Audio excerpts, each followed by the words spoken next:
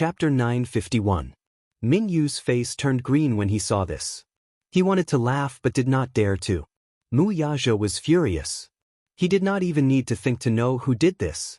He stopped at the door and looked around. Soon he saw the deep claw marks on the leather sofa. Little Zhizha's claws were not flat. They were very sharp and had scratched several places. Mu Yaja's face turned even darker. However, when he saw the bite marks on the corner of the desk, his face turned gloomy. Min Yu was observing from the side. He was so scared that he did not even dare to breathe. Mu Yaja suddenly turned his head slowly and looked at him coldly. He said in an unfriendly tone, "I remember that I told you not to let that stupid dog out." Min Yu lowered his head and said guiltily, "Yes." "Then what's going on?" Mu Yaja looked at the indescribable marks on his feet. His eyes were sharp and scary. "Give me an explanation." "President, this," stepping on a dick meant that it was lucky. However, he did not dare to say this out loud. But there was no other way. Humans had 3 natural urges and so did dogs. It was so small. How could it hold it in? He immediately ordered the cleaning auntie to come over and clean it up. Then he quickly replaced the desk that was bitten by little Zhizha. Even the damaged sofa was replaced. Then his assistant hurriedly bought a new pair of leather shoes. As for the shoes that had stepped on a dick, they naturally had to be thrown away. Damn stupid dog. Mu Yaja stood in the office and looked around. However, he could not find any trace of that stupid dog. "Where's the dog?" he asked. Min Yu immediately searched everywhere. Finally, he found little Zhizha, who was trembling uneasily in the corner. He brought the puppy in front of Mu Yaja. Mu Yaja stared at it coldly. He wanted to flare up a few times, but he held it back. The puppy was so small that he even suspected that it would be on the verge of death if he slapped it. Suppressing his anger, he threw it into a corner and punished it. How could little Zhizha stand still? It blinked its eyes innocently. When Mu Yaja glared at it, it shuddered violently and cried out in fear. "Don't shout!" Mu Yaja bellowed. Little Zhizha was so scared that he kept quiet. His whole body trembled as he looked at it. His eyes were watery and he looked so innocent. "Can I shit in the office?" he questioned. Little Zhizha tilted his head, as if he did not understand his words. "Answer." Under Mu Yaja's cold gaze, the little puppy was so scared that it let out an sound, and its gaze became timid. "Face the wall and reflect on your mistakes." He held it and turned it around so that it faced the wall. Little Zhizha timidly turned around and stared at him innocently, as if silently accusing him of being rude. For a moment he actually saw the shadow of Yun Shirshir in its bewildered eyes. Many times she had also stared at him with such eyes. He actually felt a little sorry for it. "I'll let you off this time. If there's a next time," his voice came to an abrupt end. His gaze was terrifying and cold. Little Zhizha was almost paralyzed by his gaze. With a muffled groan, he stood up and threw it back into the kennel. Then, he returned to his desk to deal with his own matters. However, not long after, he felt that something was rubbing against his trousers. Chapter 952. He kicked it to the side impatiently. Even though he didn't use much strength, it still lost its balance and fell backwards, tumbling heavily. Little Zhizha seemed unwilling to give up. It ran to his side and continued to pull at his trousers with its paws. Mu Yaja kicked it to the side again. "Go back to your nest." After being ignored, little Zhizha began to howl. Each howl was louder than the previous one, and in the end, it actually howled at the top of its lungs. "Oh woo, woo." Its howls sounded miserable, as if it was sad that he had ignored it. Mu Yaja finally lost his patience. He lifted it up and placed it on his lap. Thus, it stopped barking and found a place to curl up in the corner of his arms. Slowly, it subconsciously burrowed into his suit jacket. The office was air-conditioned. It obviously felt cold. Mu Yaja's face was so dark that it was unreasonable. What was wrong with him? Why did he promise that stupid woman to bring this stupid dog to work? He couldn't concentrate on his work for the whole day because this stupid dog always seemed to have a way to make him angry. Hence, when Min Yu pushed the door open and entered, he was surprised to see Mu Yaja sitting in front of his desk with a dark face. Boss? Mu Yaja was obviously in an extremely gloomy mood.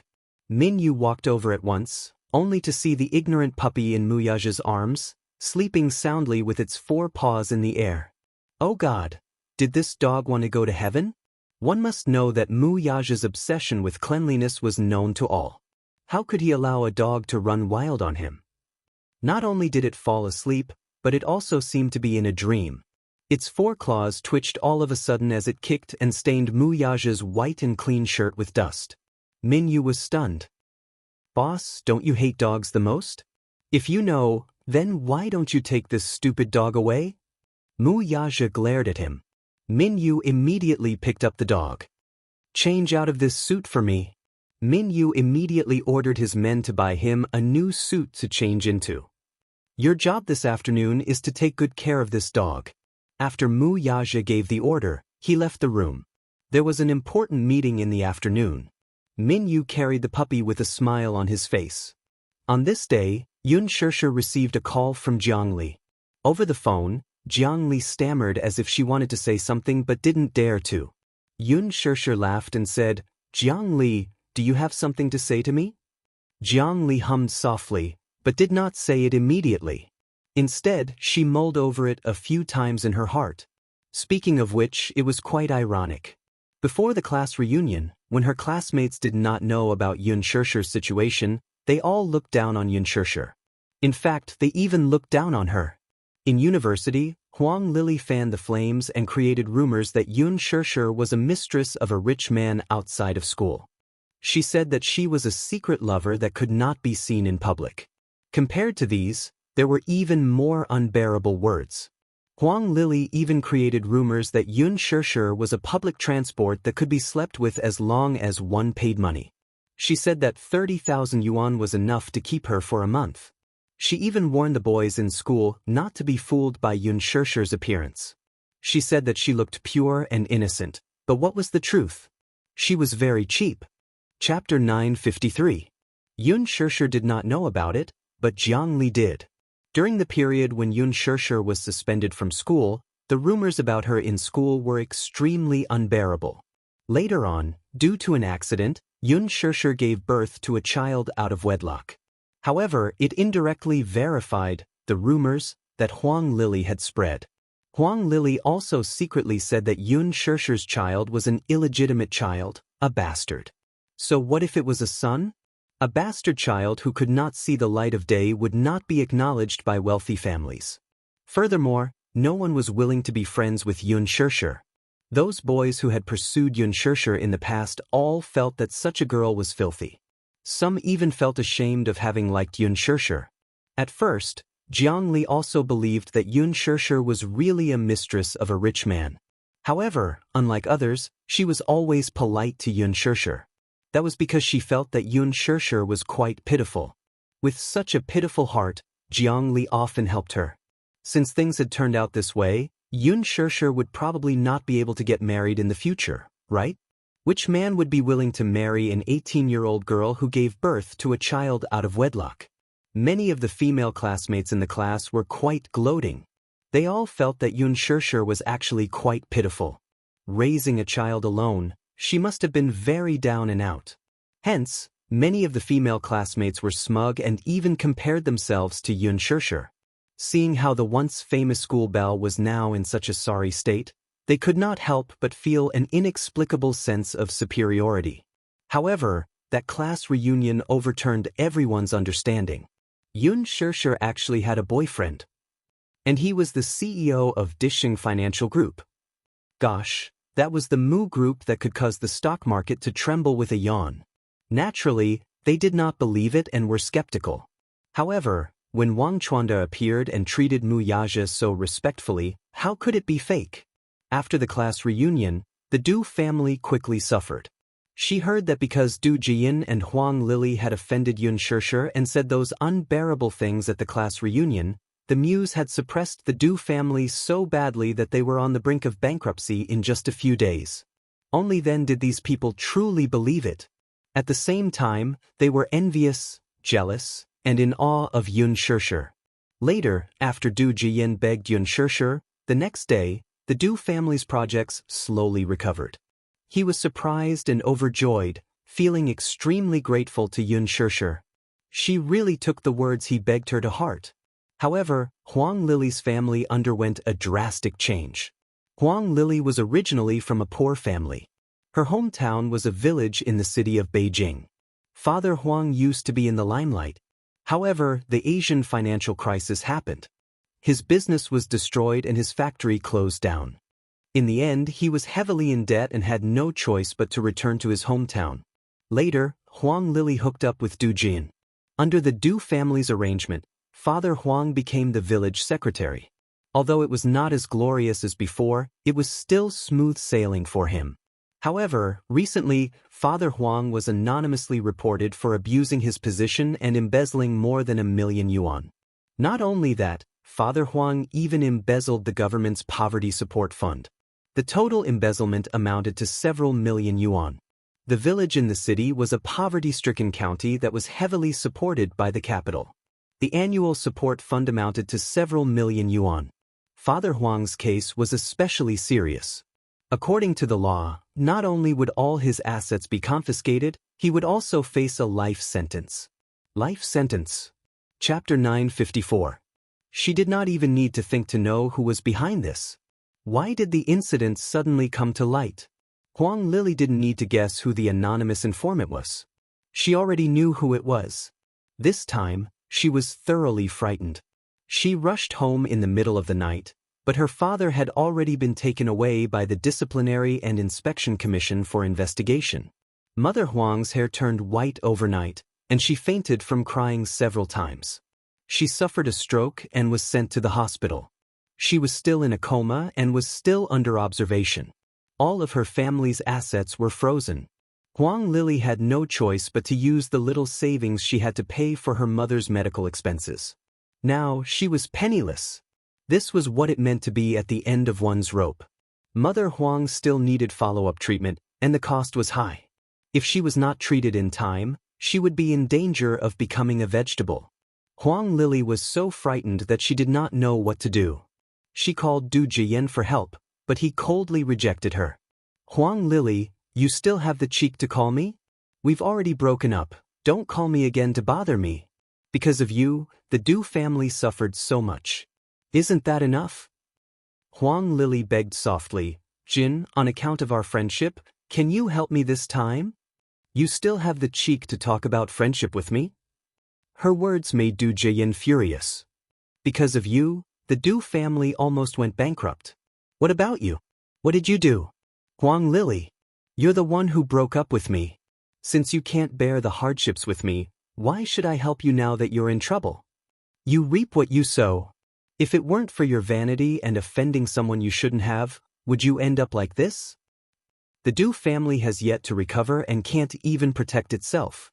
You should take care of yourself. With that, he hung up the phone. When Huang Lily tried calling him again, she was told that she could not get through.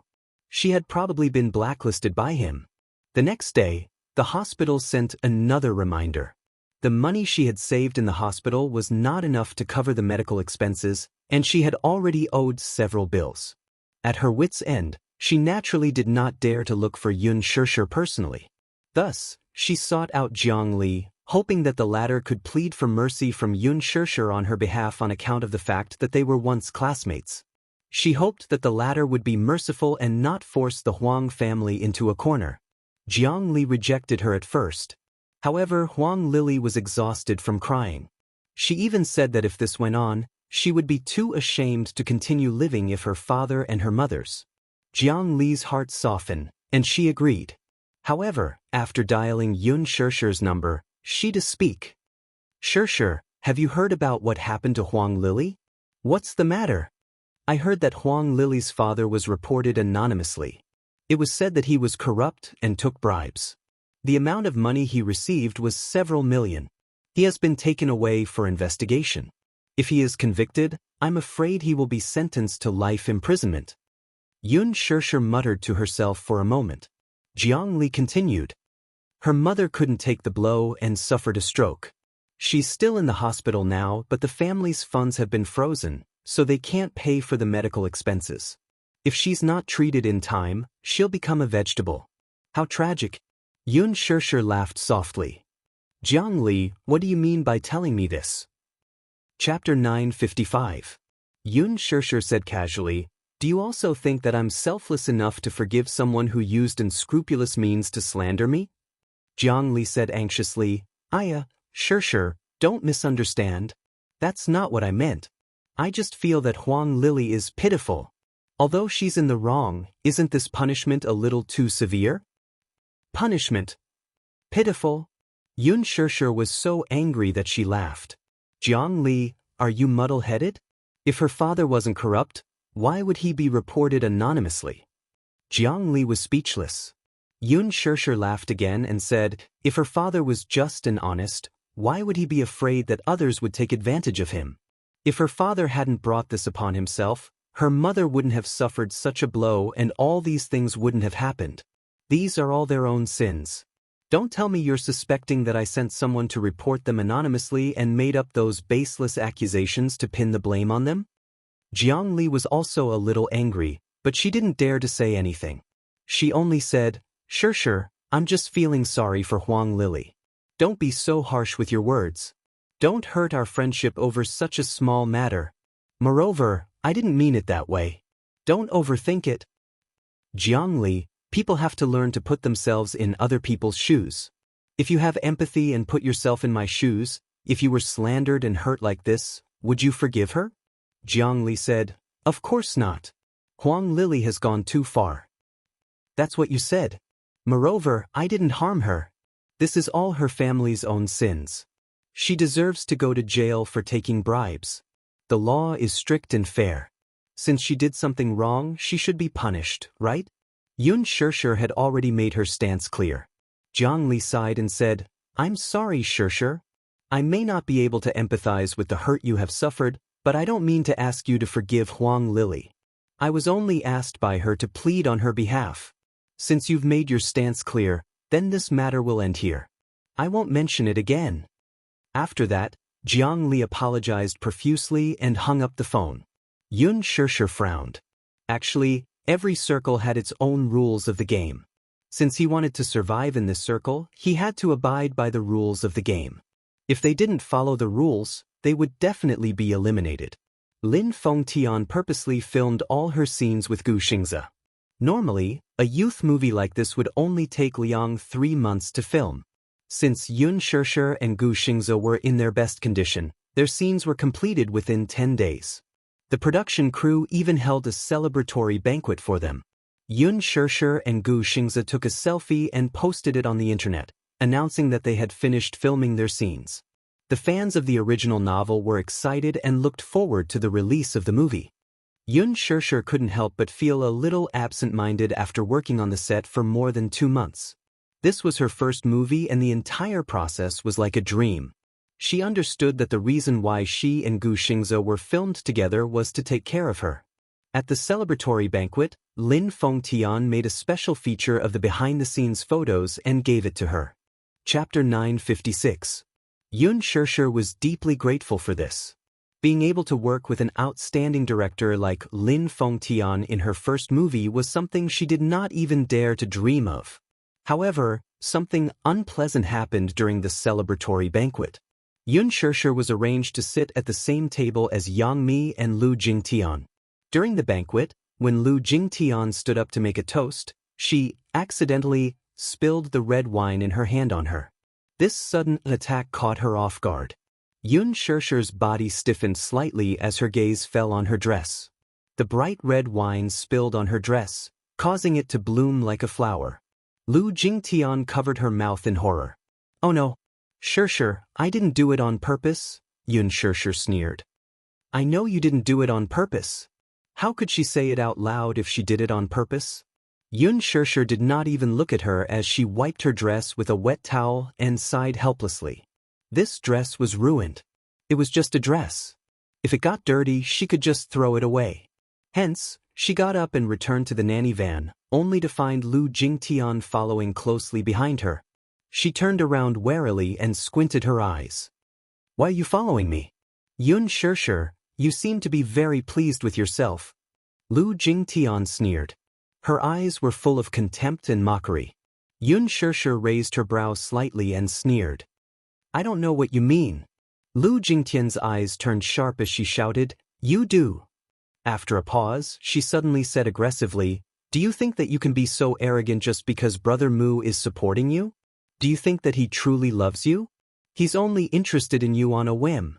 Once this is over, do you think you can still be as doted on as you are today? Yun Shirshir impatiently interrupted her. Lu Jingnan, I'm tired of hearing such words from you. Song Enya had said such words before too. That Missy and Lu Jingtian were close, so there was a high chance that the Missy had said something to her to disgust her. Lu Jingnan was annoyed at being interrupted, but she then sneered. You're the female lead in this movie.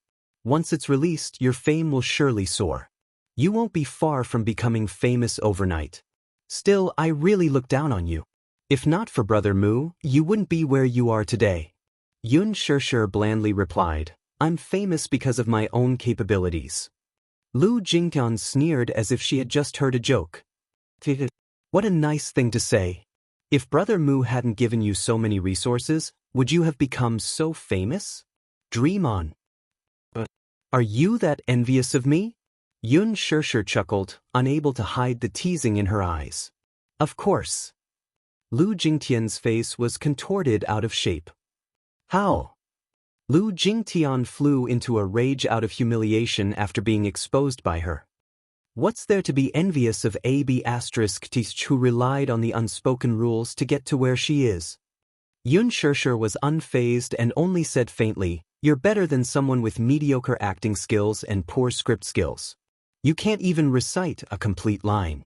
If not for your background, Director Lin would have fired you long ago. Chapter 957. You're spouting nonsense. There's no such thing. Do you have any acting skills? It's all because you have that face that fits the role of the character in the script. Lu Jingtian did not realize how sour her words were. Yun Shirshir chuckled. There's a saying, beauty and luck are also a form of strength. After a pause, she smiled sweetly. If you're capable, why don't you look prettier than me? Lu Jingtian was stunned for a moment before she gritted her teeth. Yun Shirshir enjoyed the sight of her livid face and smiled. Besides, are you in a position to say that I don't have any acting skills? In terms of strength, I can't be compared to you. Lu Jingtian was exasperated. What kind of power do you have? Do you have the power to be taken advantage of? That's right. Beauty is a form of strength, so are you using your beauty to seduce Brother Mu? Yun Shirshir, I think you're the reincarnation of a vixen who specializes in seducing men. Yun Shirshir cast her a sidelong glance. Indeed, summer insects could not talk about ice. Some people were so jealous that they could not be reasoned with. She coldly said, Even without Muyaja, I'll still use my strength to prove myself. Lu Jingtian hooted, If you're capable, don't rely on him. Yun Shirshir could not be bothered with her as she maintained a cold face. Seeing her indifference, Lu Jingtian gritted her teeth. Suddenly, she thought of something and smiled contemptuously. Actually, I think you're quite pitiful. Yun Shirshir did not want to bother with her, though, so why waste her breath on her? With this thought in mind, she turned around, only to hear her say from behind, Do you know? Brother Mu will be holding a press conference soon to announce his marriage. Yun Shirshir's footsteps paused. Her body stiffened slightly, but she did not turn around. She furrowed her brows slightly. Lu Jingtian took a few steps toward her from behind and spoke in a voice full of arrogance. I heard this from my dad too. I heard that Brother Mu is holding a press conference to announce his marriage with Mu Wanru. In other words, he and Mu Wanru were about to get married. If he really loved you, would he marry another woman? You're just a canary that he's keeping in a cage. He'll play with you when he's happy, and when he's tired of you, it's nothing more than that. That's why I feel sorry for you. You see him as your entire world, but he only sees you as a plaything. Do you really think he cares about you that much? Lu Jingtian was also in love with Muyaja, but to her, Muyaja was undoubtedly high and mighty. She knew that Muyaja and her were like heaven and earth. In her heart, he was like a god. But why Why was Yun Shishir able to occupy his heart? Receive all of his love. What right did Yun Shishir have to have what she couldn't have? Yun Shishir was silent for a long time. Mu Yaja is going to hold a press conference to announce his marriage? Why didn't he mention this to me? She did not believe that Mu Yaja would announce his marriage with Mu Wanru at a press conference, but if he had other intentions, he should explain it to me clearly, should he not? Yun Shishir suddenly clutched the corner of her shirt as a conflicted look flashed across her eyes. You see him as your entire world, but he only sees you as a plaything. Was that so? Was that really the case? On the island in the middle of the lake, he had created a mysterious romance for her. In her impression, a man like him had never put in so much effort for anyone. Chapter 958. He had also made a vow to dote on her legitimately. Every time they were intimate, she would look at him with a doting gaze that couldn't be faked. Could it be that those were all lies?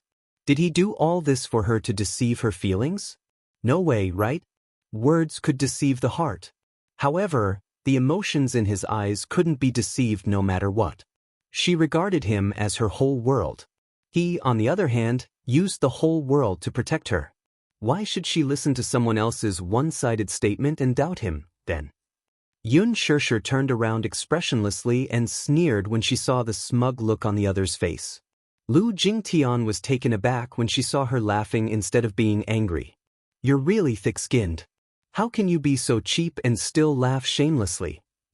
Yun Shishir's eyes were full of contempt as she coldly said, Lu Jingnan, you're the pitiful one, aren't you? What? Do you know how Mu Yaja treats me? Do you know how he feels about me? Lu Jingtian choked hard.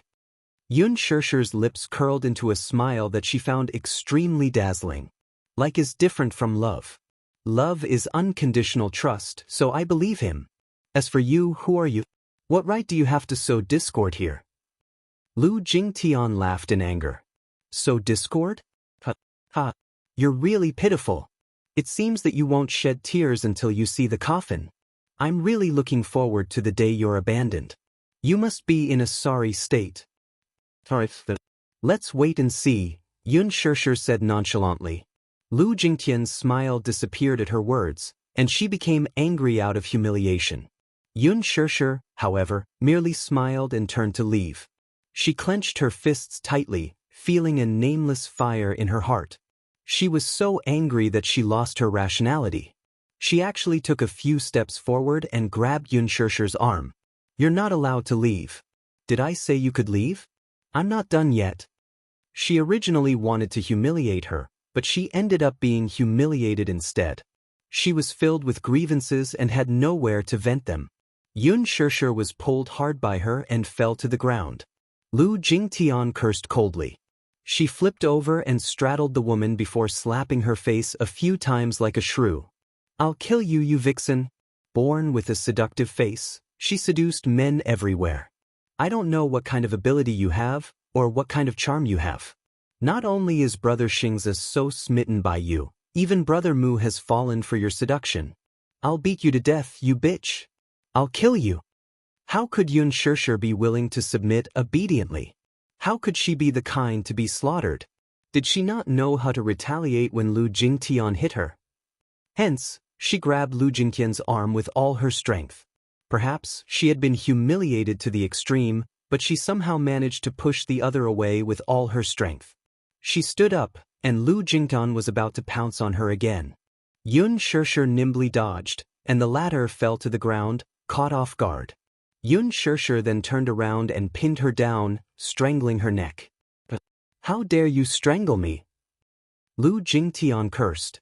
Her usual ladylike demeanor in the production team was gone, and she was like a crazy shrew. Chapter 959. Yun Shishir returned all the slaps she had received from her earlier and gave her a few hard slaps. If you like him, compete with him openly. I despise people like you the most for resorting to such despicable means. With that, Yun Shishir gave her a few more slaps without hesitation. Lu Jingtian's legs kicked wildly, but Yun Shishir suddenly choked her with a little force. Don't move. Yun Shishir threatened angrily. Lu Jingtian's face flushed red, but she still glared at her defiantly.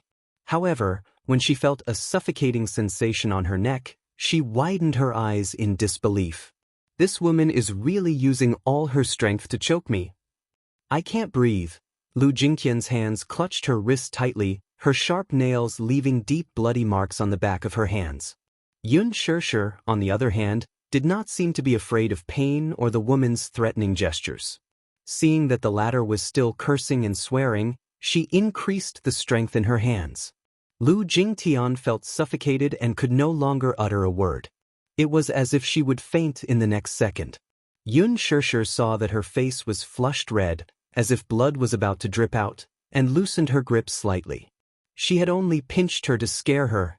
She wanted her to know that she was not to be trifled with even if she was usually docile. Lu Jinghan, I'm warning you, I won't attack unless I'm attacked, but if someone attacks me, I won't tolerate it to the end either. With that, Yun Shirshir stood up, glared at her coldly, and walked away swiftly. Lu Jingtian got up from the ground, feeling aggrieved and afraid.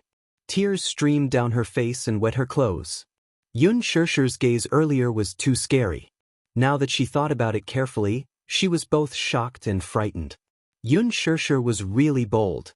How dare she strangle her? She had never been hit by anyone at this age. Even when she made a mistake when she was young, her parents could not bear to hit her.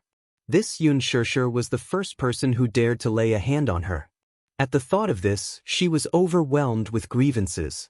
She originally wanted to go back to the celebration party, but now she was angered by Yun Shirshir. Her dress was dirty, and she was in a sorry state. Besides, she had lost her appetite, so she went straight to the lounge, picked up her phone, and called her niece. The moment the call got through, she burst into tears. Song Enya was startled by her cries and hurriedly inquired about what had happened. The two of them were best friends from junior high school to university, and their relationship was very close. Lu Jingtian recounted what had happened to her niece with exaggerated details. She could not stop complaining. Enya, she actually hit me and even pinched me. You didn't see how overboard she was. She really pinched me hard. Song Enya consoled her for a while, only to hear the other lashing out indignantly, Enya, how could there be such a disgusting woman in this world? This woman is really disgusting. What right does she have to shout at me? She even said that we'll wait and see. I'm really looking forward to seeing her fall to rock bottom.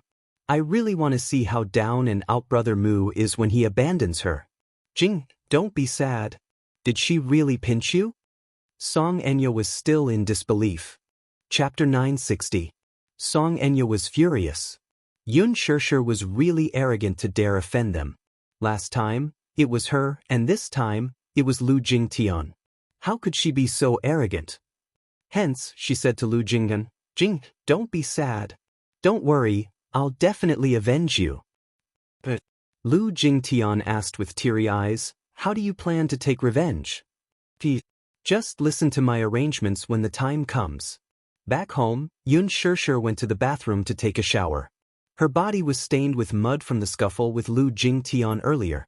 She washed her body carefully and changed into a white dress. Standing in front of the mirror, she lowered her head to look at her arm. The bloody scratches caused by Lu Jingtian were gradually fading, and there was a scratch on the back of her hand from the latter's nails. The wound was very shallow. It was just a layer of skin, so there was no need to put a bandage on it. After dinner, Yu and Xiao Yichen went to the courtyard to play badminton. The two little guys had been sticking together recently. Whether it was sleeping or doing homework, Xiao Yichen liked to stick to Yu. As for Yu, although she despised Xiao Yichen's stupidity on the surface, she gradually opened her heart to Xiao Yichen and became more cheerful.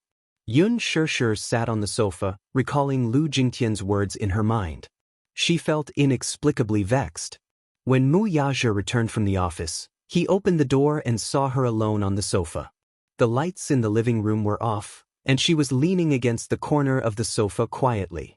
It seemed that she had fallen asleep. He walked to her side and turned on the lights, which woke her up. She opened her eyes, still in a daze. Her eyes were half open, and she seemed to be in a daze. She looked very innocent. However, because of her pair of seductive peach blossom eyes, she looked lazy and seductive. Seeing that he had returned, she immediately sat up and raised her head to look at him. With a faint smile, she said in a hoarse voice, "You're back." He glanced at the table and asked, "Have you eaten?" "Yes, I have." She suddenly added, "You went to play badminton with Xiao Yichen?"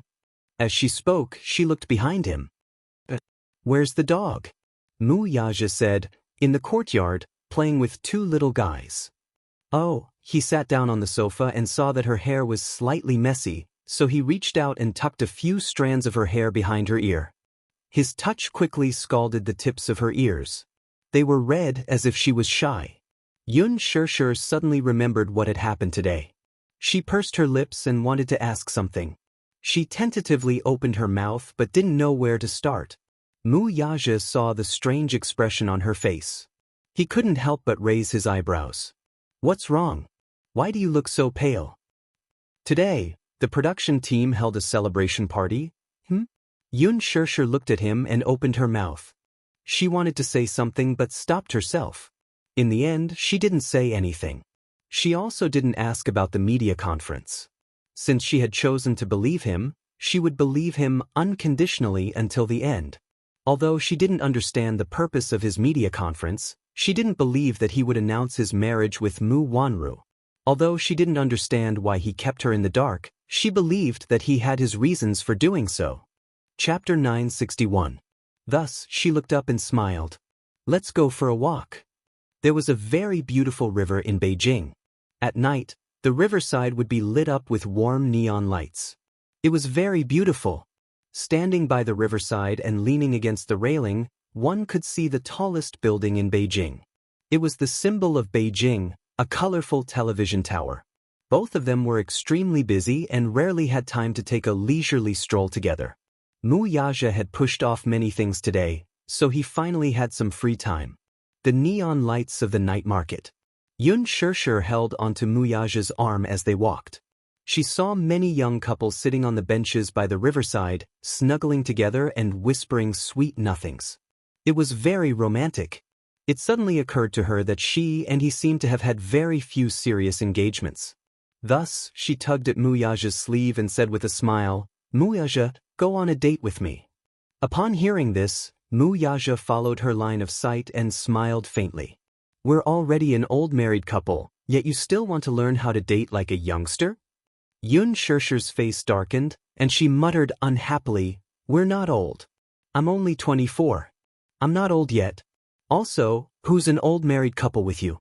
We've been together for so long, and we've never gone on a date like other couples." "All right then. How do you want to go on a date?" Yun Shirshir was unhappy. "Why does it seem like I'm forcing you?" Mu Yaja saw her aggrieved face and was amused. He crossed his arms and asked, "Then, Miss Yun Shirshir, are you willing to go on a date with me?" Yun Shirshir couldn't help but be amused. However, she restrained her smile and said reservedly, "I'll reluctantly agree." She couldn't help but think how blissful it was for them to be able to go on a date like a normal couple. If at this time, the two of them could sit side by side on a bench by the river and admire the beautiful night scenery, she would be very satisfied. Yun Shirshir was about to pull Mu Yaja over to the bench, but she suddenly noticed that this guy was looking at a couple not far away with a thoughtful expression. She followed his line of sight and saw a couple hugging and kissing each other intimately. The woman's clothes were half removed to her shoulders, revealing her sexy spaghetti strap, while the man's hands were unscrupulously reaching into the woman's clothes, caressing her with abandon. The two of them acted intimately as if no one else was around, occasionally letting out suppressed gasps. The two of them were so engrossed in their kiss that they didn't seem to mind the scrutiny of the passers-by. The battle was getting more and more intense. Could it be that the two of them were going to put on a show of passion on the streets? So explosive? Yun Shirshir blushed and her heart raced as she watched. She quickly turned her head away and didn't look anymore. Mu Yaja turned his face. His eyes were calm as he sized up Yun Shirshir's awkward expression. His lips curled into a sinister smile as he whispered in her ear, "I heard that this method makes it easier for people to feel sweet passion. Why don't we give it a try?" Yun Shirshir almost spat out a mouthful of blood. Her face burned even hotter. "What are you trying to do? Isn't it good to take advantage of the night to do some exercise that's good for the body and mind? Get lost. Xianxia turned her head and casually pointed at a puff factory not far away. She changed the topic. Wuxia, I want to eat puffs. Chapter 962. Stupid woman. She really couldn't take a joke. Wuxia held her hand and walked into the cozy little shop. When they walked in, they saw a child crouching excitedly in front of the bar counter, his watery eyes shining with anticipation. A short-haired woman stood by the side and looked helplessly at the child's silly look. She couldn't help but pinch his cheeks. Xianxia looked at him and couldn't help but think of Yu when he was 2 or 3 years old. Yu especially liked desserts. Sometimes, when Xianxia got off work early, she would take him to the dessert shop. The little guy was like that too. He would tiptoe in front of the display cabinet and look greedily at the desserts displayed in the refrigerator. But he wouldn't do that now. Xianxia ordered a set of matcha-flavored puffs and sat quietly at the bar counter with Wuxia. The shop owner placed a cream puff on the bar counter. The child couldn't wait to grab a cream puff with each hand and greedily put it into his mouth. The shop owner was tickled by his cute appearance and laughed. Your child is so cute. The woman frowned and said mildly, How about I give the cute puff to you? This little guy is very naughty.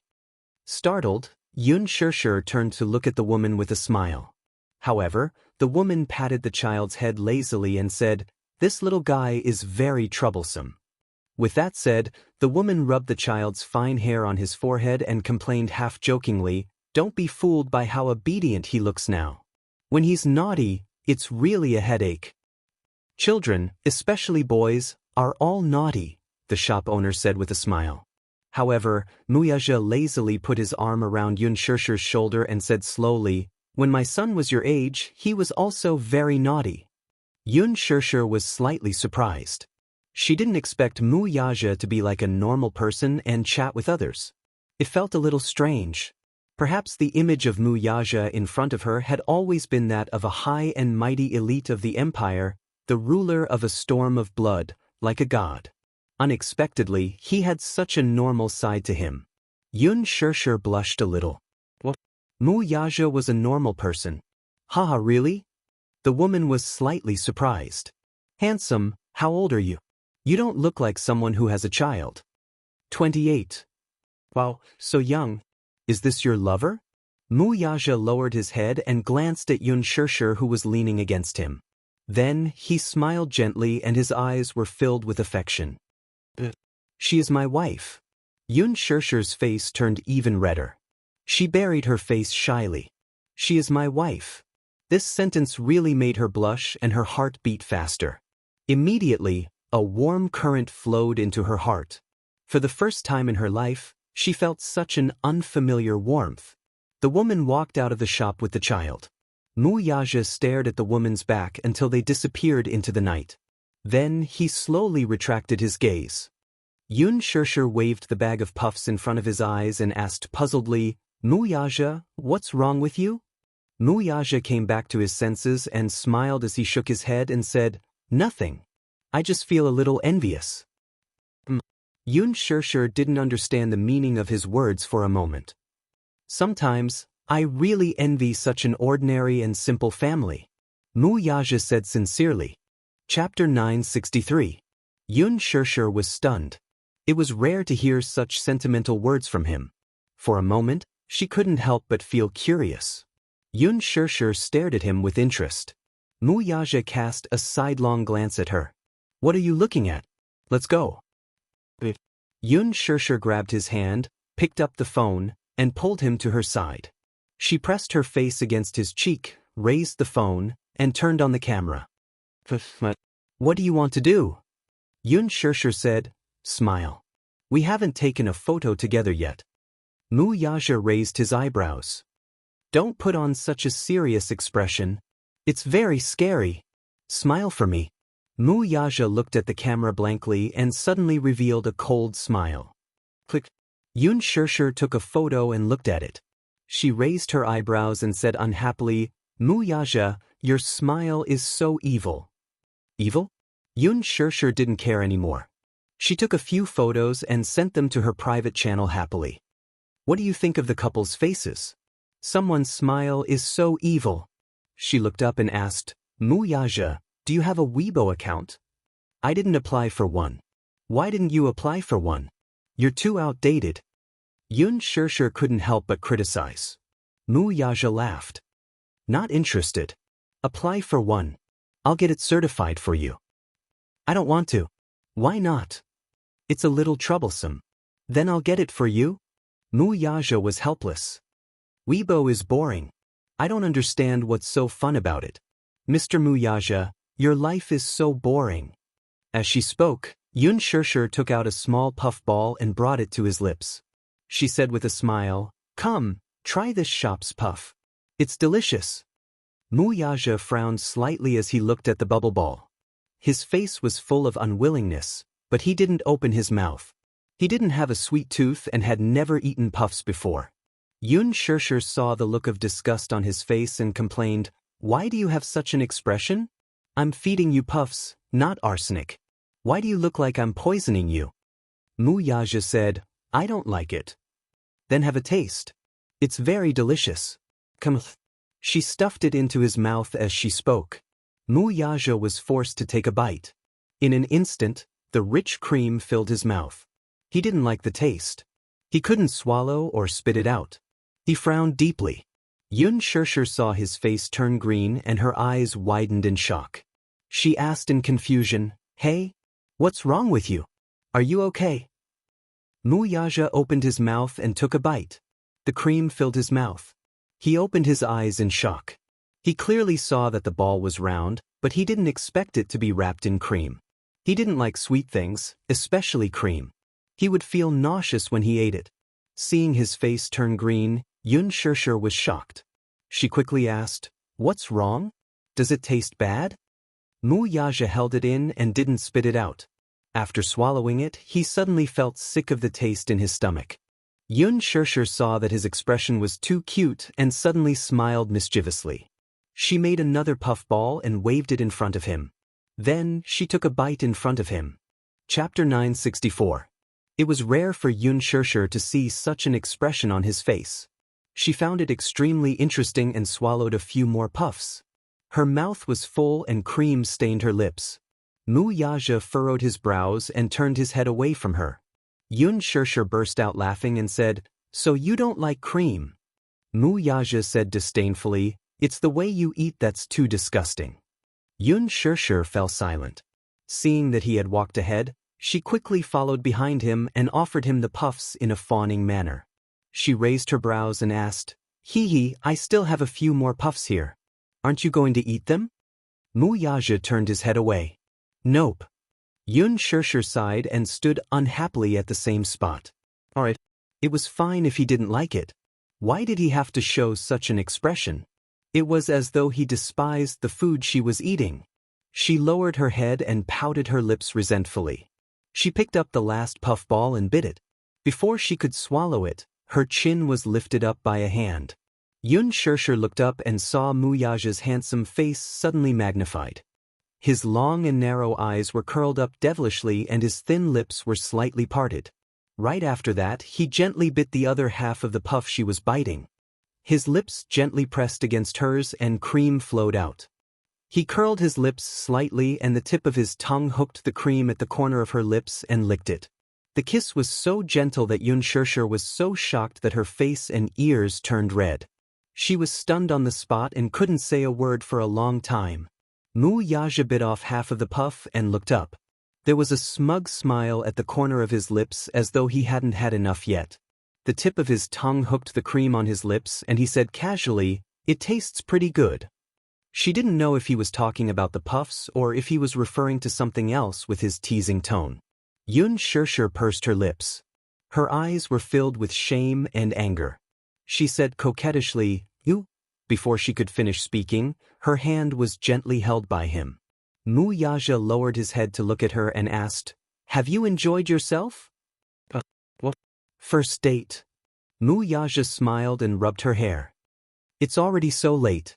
Can we go back now? Xianxia originally wanted to nod, but when she thought that she would have to sleep after going back, she was a little unwilling, so she said, Let's wait a little longer. It's still early. Mu Yaja glanced at her coldly. He reached out and handed her his watch. What time is it now? He asked with a frown. Yun Shirshir glanced at it and answered obediently, It's 11 o'clock. It's already so late. I have to go back to the company. Thinking of the mountain of cases in the company, Mu Yaja felt a headache coming on. Upon hearing that he was going back to the company, the smile on Yun Shirshir's face suddenly froze. Mu Yaja, can you not go to the company? She needed him. She was already used to him. She was used to the sense of security in his arms when she opened her eyes every day. She was also used to the fresh fragrance of his hair on the pillow. She couldn't bear to part with him. Mu Yaja held her chin and pressed the tip of his nose against hers. What? You can't bear to part with me? I want you to accompany me, Yun Shirshir stammered a few words. Mu Yaja looked at her and his eyes changed slightly. However, she wrapped her arms around his waist. I want you to accompany me. Don't go to the company. Stay at home with me tonight, okay? Okay, let's go home. Mu Yaja smiled and pulled her wrist to the car parked by the roadside. Be good. Go back and rest early. Chapter 965. The indulgence in his words made her feel a tinge of sweetness. Holding her hand like this, with such a tall man walking in front of her and holding her hand tightly, she didn't know why, but there was a trace of satisfaction in her heart that even she couldn't detect. That night, she pushed aside the company's affairs. He did not stay up late and slept with her early. In the dark, Yun Shirshir hugged his waist tightly and rested her head on his chest to listen to his strong heartbeat. Thump, thump, thump. Just listening to his heartbeat made her feel at ease. Yun Shirshir could not help hugging him tighter. However, just as she was about to fall asleep, Lu Jingtian's mocking laughter rang in her mind again. You're just a canary in his cage. He'll play with you when he's happy, but when he's tired of you, that's all there is to it. That's why I think you're quite pitiful. You see him as your whole world, but he only sees you as a plaything. Do you really think he cares about you that much? Her voice was so real and ear-piercing that it seemed to be ringing in her ears. Yun Shirshir was suddenly jolted awake by the words that suddenly flashed in her mind.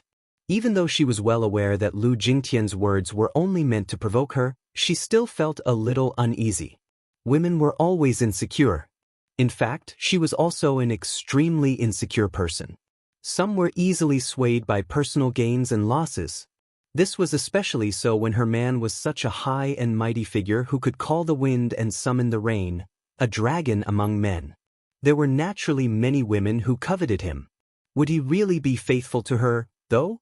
Yun Shirshir raised her head and looked at the man. At this moment, in the dark, his eyes were closed. The darkness seemed to give him something even more charming. Exquisite facial features, deep brows, and handsome silhouette. Especially those long and narrow eyes. Even if his eyes were closed, they still exuded an insufferably arrogant aura of looking down on all living things. He was a man who was as arrogant as a god. Even though he was right by her side, she still felt that it was a little unreal. She suddenly leaned closer to him and planted a kiss on his thin lips. The taste of kissing him was so wonderful that she couldn't help but move her lips for a long time. She covered his warm lips with the tip of her tongue and gently pried open the gap between his lips before sliding in. The man suddenly opened his eyes and cast a sidelong glance at her. Yun Shirshir immediately raised her head. Seeing that he had woken up, her face blushed and she shyly pursed her lips. You didn't sleep?" She looked embarrassed and laughed dryly. This was the first time she took the initiative to kiss him, and he actually bumped into her. Thus, she felt a little embarrassed. In fact, he had already fallen asleep. However, he had always been a light sleeper and would wake up at the slightest movement. When he opened his eyes, she took the initiative to kiss him. For a moment, he was a little surprised. He had never seen her so proactive before. "What? Aren't you going to continue?" His voice was hoarse, revealing a hint of suppressed gloominess. With that, he flipped over and pressed her under his body. Using the incomplete kiss from before, he kissed her deeply on the lips. He suddenly sank into her. Only when they had enjoyed themselves to their heart's content did they stop. Before he fell asleep, he hugged her. The woman in his arms was already exhausted, and her body was unbelievably limp after their lovemaking. The two fell asleep in each other's arms. Chapter 966. Early in the morning, the sky was still slightly bright.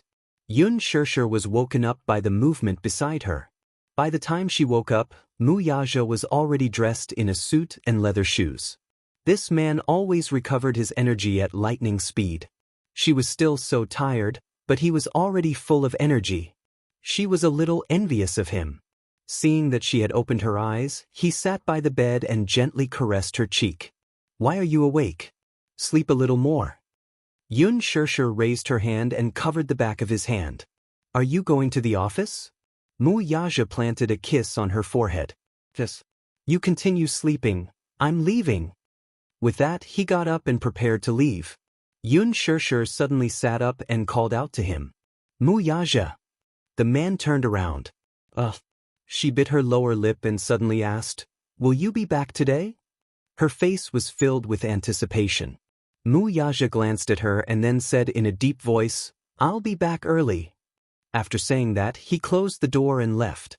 Xianxia lay back on the bed and closed her eyes for a while before getting up to prepare breakfast. She then personally sent the two little lads to school. In the afternoon, Xianxia brought the two little lads home. The weather was hot, so Xiao Yichen pestered Yu to go out to buy ice cream.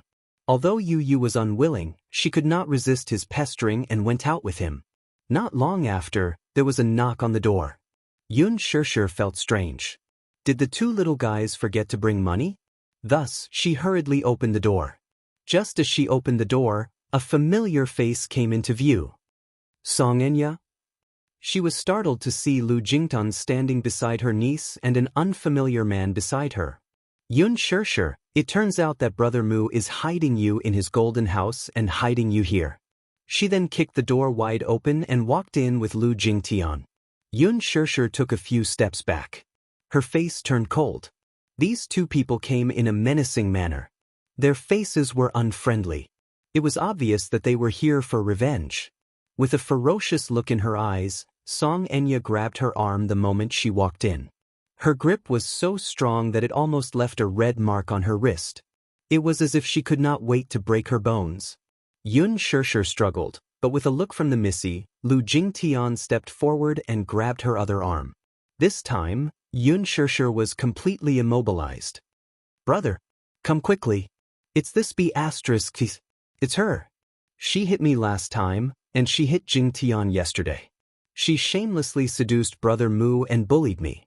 It's her. Come in and take a good look at this bitch's face." Xianxia called toward the door. Following that, Xianxia strode in. The tall figure stood in front of her and looked down at her with a frosty expression. Wuxia rushed home and gave Xianxia a slap. Xianxia looked at the man in front of her.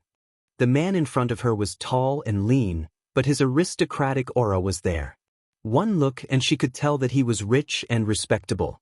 He exuded a neat and experienced aura. With just one look, she could tell that this man was from the military. He had a steel-like military aura.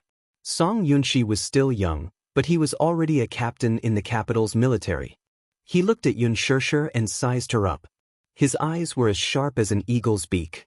"Are you the one who bullied my sister?" His tone was arrogant and cold. "Bully?" Chapter 967.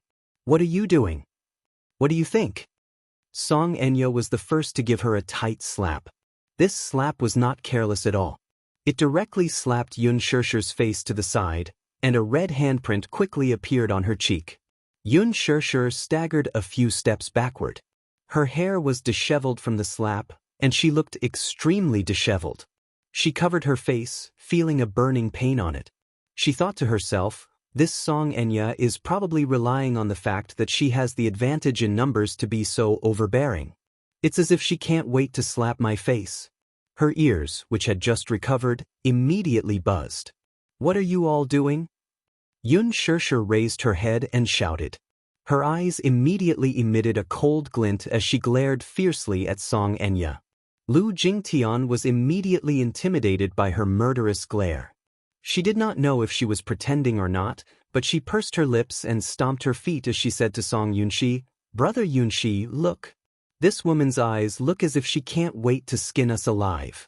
She's so fierce. Song Yunxi glared at her and then said coldly, Enya, don't be afraid. If this woman dares to do anything to you, I'm still here. This be asterisk teach. I'm afraid of dirtying my hands by slapping her. Lu Jingtian snorted. Even though she said that, she gathered all her strength and slapped her in the next second. Yun Shirshir sneered and said angrily, You guys are really capable. 3 people bullying 1 person? What is this? Are you bullying me with numbers? Song Enya was like a spoiled little princess at this moment, looking down at her condescendingly as if she were looking at a lowly commoner. What a fierce mouth. Yun Shirshir, let me tell you, no one has ever hit me in my life. You, on the other hand, are the first to hit me. Who do you think you are? How dare you try to bully me? You're just a commoner. Do you think you can do whatever you want just because Brother Mu dotes on you? Do you know who I am? How dare you hit me? Do you believe that I can chop off your cheap hand and no one will say anything? Yun Shirshir was so infuriated that she burst into laughter when she heard that. Song Enya was too arrogant. How dare she threaten to chop off her hand? Is there no law? Are you trying to use your power to oppress others in broad daylight? Laws. Song Enya laughed as if she had just heard the funniest joke in the world. She then said coldly, Yun Shirshir, my words are the law now. If you obediently kowtow and apologize to me now, I can consider whether to let you go and not pursue this matter. Apologize? Kowtow? Yun Shirshir couldn't take it anymore. Her lips curled into a mocking smile. Why should I kowtow and apologize to you? What did I do wrong? Stubborn bitch, I think you won't shed tears until you see the coffin. Don't think that you don't know how high the sky is and how deep the earth is just because Brother Mu dotes on you. Enya is from the Song family. Haven't you heard of the capital's Song family? Even if you're superficial and ignorant, you should know who the current mayor of the capital is. You've offended Enya. This isn't something that can be overturned with just a few words of apology. As she spoke, she pushed Yun Shirshir to the ground and started fighting with her. Chapter 968. The Songs? So what if they're from the Song family? Do they think they can trample and humiliate people's dignity just because they have a bit of family background? Yun Shirshir grabbed Lu Jingtian's hand and, with a tug, pulled her to the ground. She then flipped her body over and pinned her on top of her, returning the slaps she had given her earlier. Lu Jingtian struggled violently, and Song Enya pounced on Yun Shirshir to wrestle with her. When women fought, it was nothing more than pulling hair and slapping faces. Song Enya and Lu Jingtian used such despicable methods to the extreme. Lu Jingtian, in particular, grabbed Yun Shirshir's hair and refused to let go. Song Enya gave Yun Shirshir a few more slaps. In the midst of the fight, Yun Shirshir's lips had a deep cut, and blood was seeping out. Yun Shirshir felt a metallic taste flowing into her mouth. When she noticed that the corner of her lips had been cut, a cold glint flashed across her eyes. Song Enya was so anxious that she did not pay attention to her strength and pinched and hit Yun Shirshir. At this moment, they had completely lost their usual elegant demeanor. They were ruthless and could not wait to tear Yun Shirshir's annoying face apart. For a moment, Lu Jingtian and Song Enya had the upper hand by working together. However, what was the saying? Even a rabbit would bite when cornered. For some reason, Yun Shirshir was forced to lose her rationality. She did not know where she got her strength from, but even Song Enya and Lu Jingtian could not hold her back. Seeing that the situation had gone out of control, Song Yunxi could only watch helplessly as Yun Shirshir slapped Song Enya's face. She could not stand it anymore. She stepped forward and pushed Lu Jingtian and Song Enya away. Then, she grabbed Yun Shirshir's hands with one hand and dragged her to the center of the living room. Yun Shirshir felt the pain of her wrist being dislocated. Then she was thrown to the ground. Her back collided with the cold tiles, and the pain made her suck in a breath of cold air. Song Yunxi's anger rose from her heart. He had always doted on Enya as she grew up, and he had never once let her get hurt. His beloved sister was being bullied by this woman. For a moment, Song Yunxi couldn't care less about his so-called gentlemanly demeanor. He viciously grabbed her neck, his eyes bloodshot. "Brother! Hit her hard. Beat her to death." Song Enya covered her face, which was stinging from Yun Shishir's slap earlier, and hooted with a ferocious look. At this moment, the footsteps of the two little munchkins could be heard from outside the door. Yun Tianyu saw that the door was wide open and immediately heard some discordant sounds. His heart skipped a beat and he quickly walked to the door. Just as he reached the living room, he saw Song Yunxi strangling Yun Shishir. His eyes widened in shock, and the ice cream in his hand fell to the ground. "What's wrong?" Xiao Yichen, who was behind him, rushed into the living room. When he saw the heart-wrenching scene in front of him, anger surfaced on his face. In his anger, he crushed the ice cream cup in his hand. "What are you doing? Let go of my mommy." Xiao Yichen ran forward and kicked Song Yunxi's knee. This angry kick was equivalent to 80% of an adult's strength. Even Song Yunxi, who was well trained in the military, could not withstand it.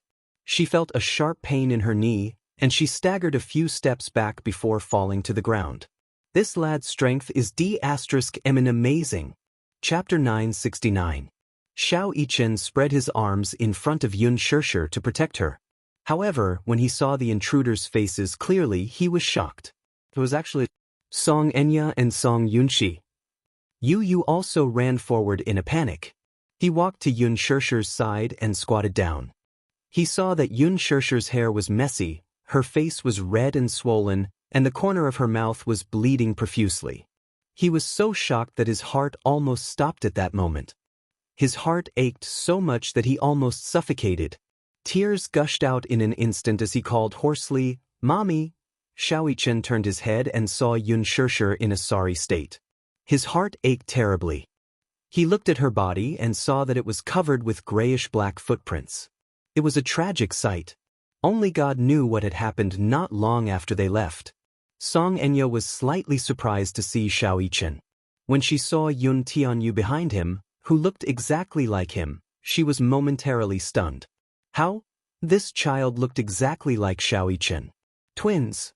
Her first reaction was that Xiao Yichen and Yun Tianyu were twins. When she heard how close Yu and Yun Shishir were, could it be that this child was secretly hidden by Yun Shishir? Her thoughts quickly reorganized. She quickly came up with a conspiracy theory. Could it be that Yun Shishir had given birth to twins as a surrogate for the Mu family back then and hid one of the children for her own selfish desires? She then used the child to rise in status because of her son. Was she trying to use the child to climb up the social ladder? No wonder Brother Mu doted on this woman so much. Wasn't that all because of the child? Yun Shishir was really a shrewd woman. She actually used the child to climb up the social ladder. Since ancient times, the status of a woman in a wealthy family rose because of her son. The same goes for the Mu family. Once she figured it out, the disdain and anger on Song Enya's face deepened. She pointed at Yun Shishir and cursed, "You're really shrewd. She's actually hiding the Mu family's heir, trying to use her son to rise in status and marry into a rich family. To think that you have such wild ambitions. Brother Mu must have been fooled by you." "Shut up!" Xiao Yichen and Yu said in unison. Song Yunxi stood up. When she looked up, she saw Xiao Yichen and Yu standing in front of Yun Shishir. She was also stunned. He had seen Xiao Yichen before, but who was the other child? Brother, did you see that?" Song Enya tugged at her brother's arm and pointed at Yun Shishir. "This woman is a surrogate for Brother Mu, but she's hiding one of the children. She's delusional to think that she can become a phoenix just because of her child. Yun Shishir is really a scheming woman." Yu calmed himself down and helped Yun Shishir to sit on the sofa. When he turned his head, his face was frosty. His clear eyes, in particular, were emitting a blood-red murderous aura. His gloomy and powerful aura quickly spread to every corner of the living room. Lu Jingnan, who was standing at the side, felt an inexplicable chill and her shoulders shivered. Yu clenched his fists and stared at them with his beautiful eyes. "Who are you?" Song Enya snorted. "Children shouldn't interfere in adult matters." This is my house. You're not allowed to mess around in my house. Yun Tianyu reminded her coldly in a domineering tone. Chapter 970. At this moment, she actually saw the shadow of Mu Yaja in him. Especially that pair of cold and domineering eyes, it was as if they were a carbon copy. Yu Yu pointed at the door and said in a tone that brooked no argument. Get out. Why should I get out? Song Enya lost her temper and blurted out, You little rascal, your mouth is quite cheap. Your mother is a cheap wretch and so are you. Get out. Leave before my patience runs out. Yu Yu pointed at the door with a murderous glint in his eyes. Don't appear in front of my mommy again. Seeing your shrewish faces makes me lose my appetite. He had never scolded anyone because his mommy had taught him that boys must be gentlemanly and elegant toward girls. However, seeing his mommy being bullied by these few people, he hated Song Enya to the core. How could he still be gentlemanly toward her? How dare you call me a shrew? Song Enya furiously stepped forward and raised her hand to slap his face. However, just as she was about to land on the ground, little Ichen stopped her with his quick reflexes and held her wrist tightly. Yun Shirshir hurriedly shielded Yu Yu in her arms. When Xiao Ichen thought of how Song Enya had called his mommy and brother cheap wretches, an uncontrollable anger rose in his heart. He held Song Enya's wrist tightly and raised his eyes to glare at her. With a crack, Song Enya's wrist was dislocated by him. Song Enya let out a tragic shriek and retreated a few steps. She held her wrist and hid behind Song Yunxi. Lu Jingnan looked at her hand and exclaimed, Enya, your hand is dislocated. Her exclamation attracted Song Yunxi's attention. He lifted Song Enya's hand and saw that it was indeed dislocated. Tears streamed down Song Enya's face as she whimpered in pain. Song Yunxi's eyes were filled with heartache when she heard this. She could not care less as she carried Song Enya in her arms and hurriedly left. When Lu Jingtian saw Song Yunxi carrying Song Enya away, she followed closely behind. Before she left, she turned back to glare at Yun Shirshir. Just as she was about to open her mouth to scold her, Yun Tianyu and Xiao Ichen's cold gazes swept over her. Her heart shuddered slightly, and her lips quivered.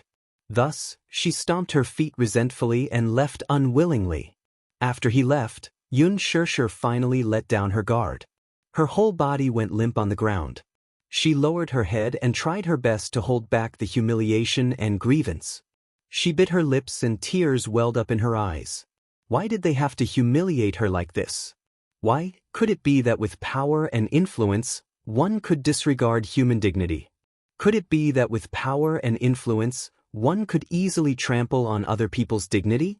Yun Tianyu supported her by the shoulders. Seeing her in such a sorry state, his heart ached terribly. It was as if a small knife had sliced open a bloody wound on his chest. Even though he was not hurt physically, his heart still ached terribly. Mommy, does it hurt? Xiao Ichen hugged her shoulders as well.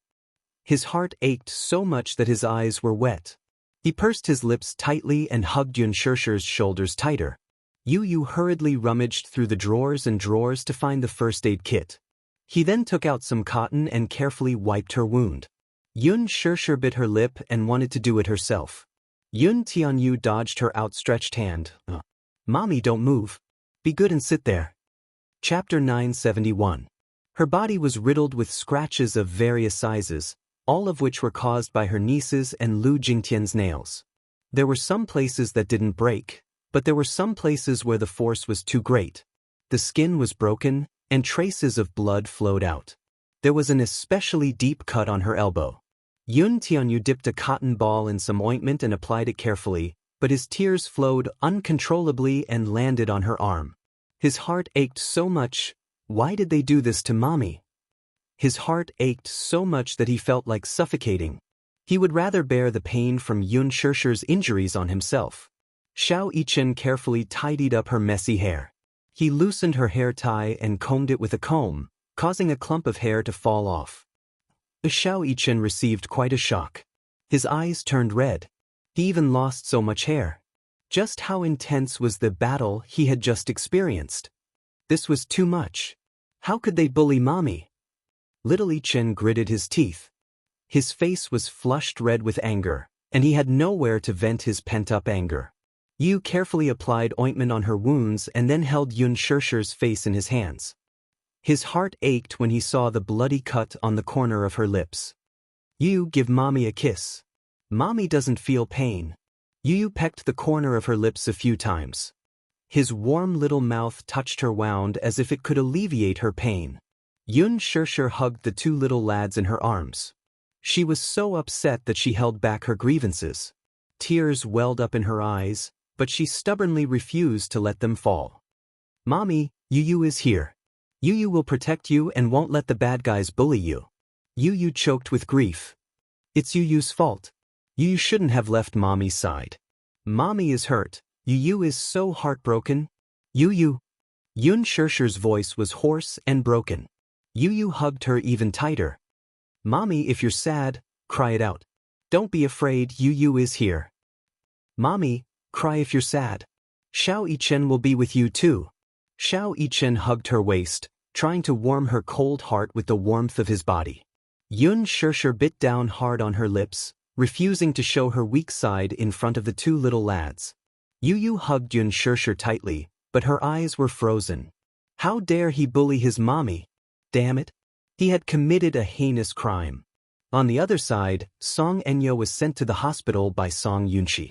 When she returned home, she threw herself into Jiang Qiming's arms with an aggrieved look and bawled her eyes out.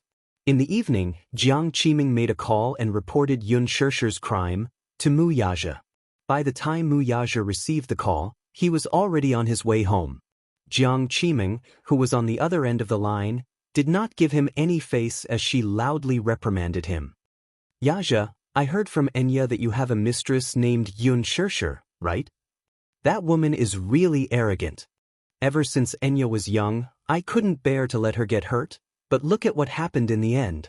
That Yun Shishir is really capable. She actually dislocated Enya's arm. Tell me, is this appropriate?" "What do you mean? I don't understand." Mu Yazhe was also annoyed by her random questioning. "You're asking me what I mean? Why don't you go back and ask that be *tch yourself?" Jiang Qiming continued to denounce him. Chapter 972. Just as he was feeling vexed, Jiang Qiming continued her tirade. "Enya has always been the apple of the family's eye. She may be a little spoiled, but she's not a bad person by nature. How can a young girl like Yun Shishir be so vicious as to break Enya's wrist? We're living in a civilized society now. How can there be such an unreasonable person? How can this be? Don't blame Sister Meng for not giving you face. No matter what, I must make that woman give the songs an explanation.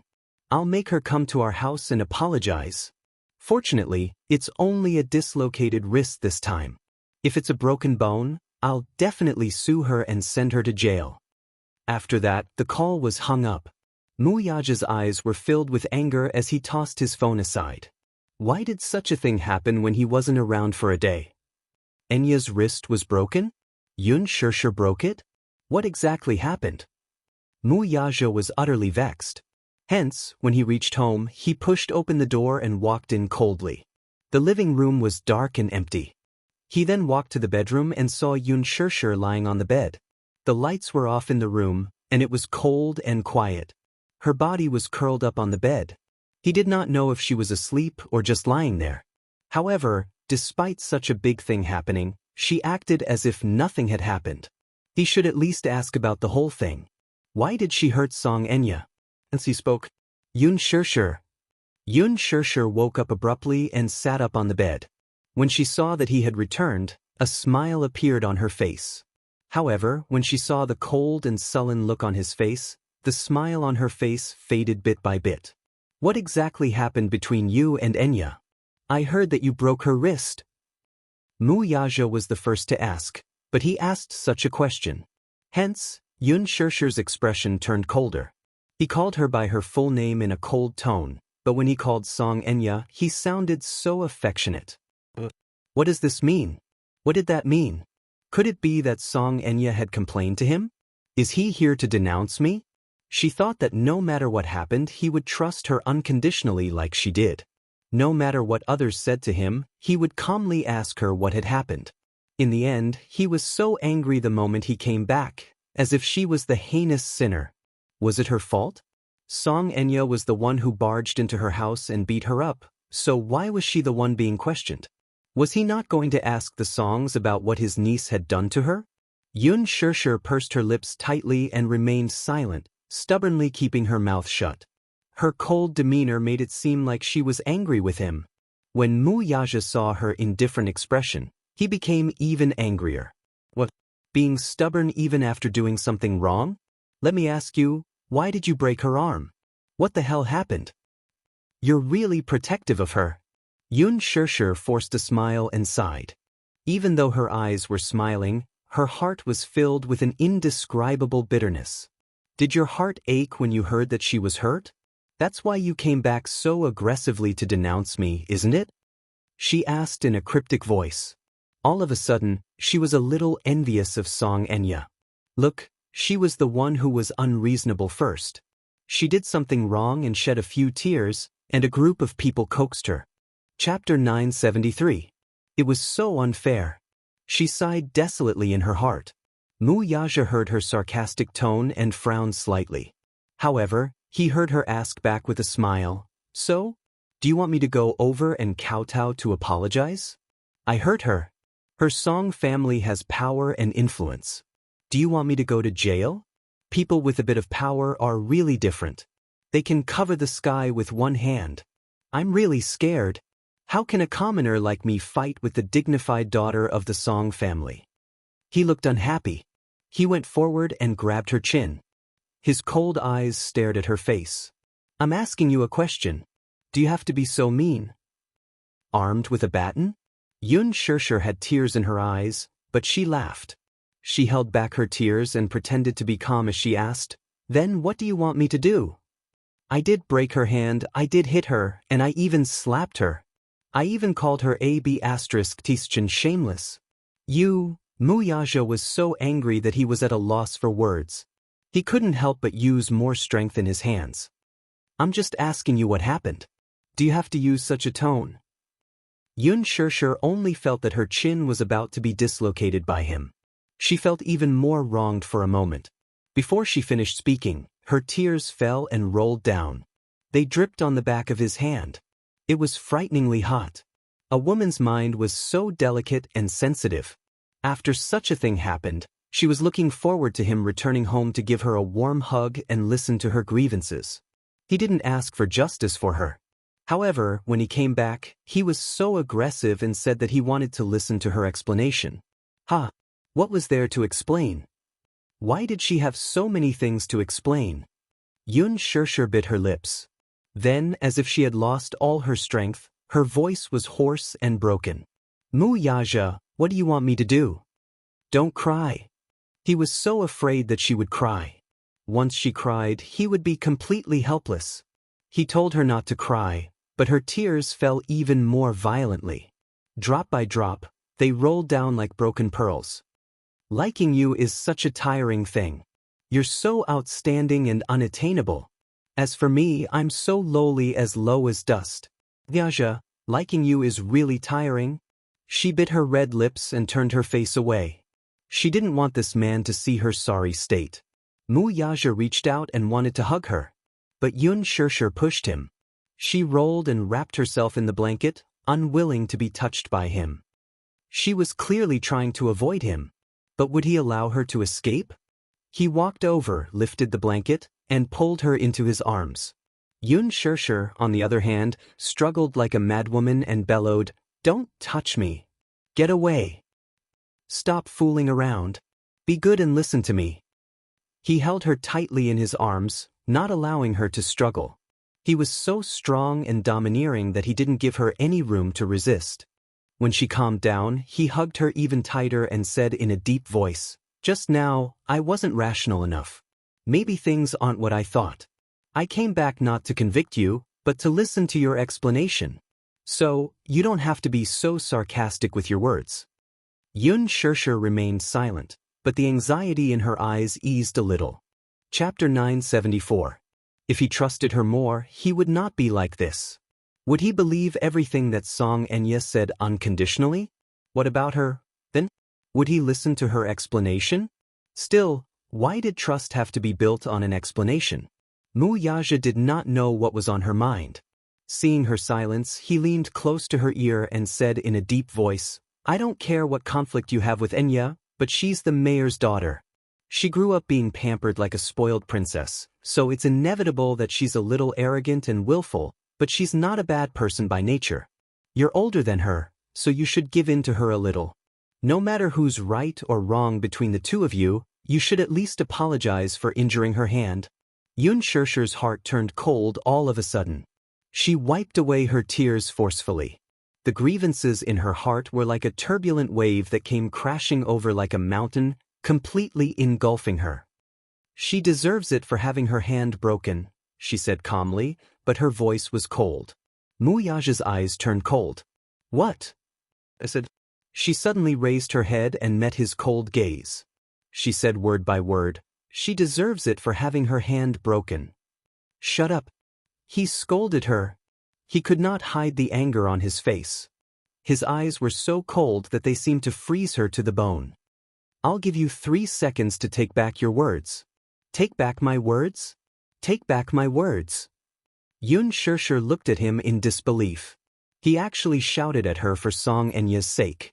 The expression on his face was so fierce, and his eyes were like cold rays.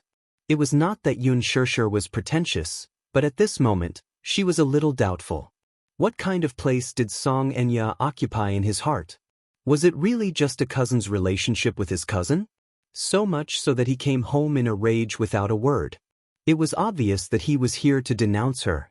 She said that she deserved it, but he actually asked her to take it back with such a bad attitude. Did he not think about it carefully? Was she such an unreasonable person? Yun Shirshir seemed to be against him. She refused to say anything. Her eyes were wide open, and tears were rolling in her eyes. However, she stubbornly refused to let them fall. Was this stupid woman trying to fight him head-on? Yun Shirshir, what's with your attitude? She was stunned for a moment and almost lost her mind under that cold gaze. However, when she came back to her senses, she stubbornly raised her little face and said, Why should I take back my words? The man frowned. She felt wronged and angry. Her little hands gripped the bedsheets tightly, unwilling to give in. She deserved it. I take back my words. He interrupted her again. His words were cold and emotionless, so cold that it made people feel unfamiliar. Yun Shirshir's face was red with anger, and the bedsheets were crumpled in her hands. Mu Yaja, what right do you have to speak to me in such a tone? It's clearly not my fault. It's obviously. The long fingers pinching her chin exerted some force, and she gasped in pain. In the silent confrontation between the two, the coldness in the man's eyes became more and more dangerous.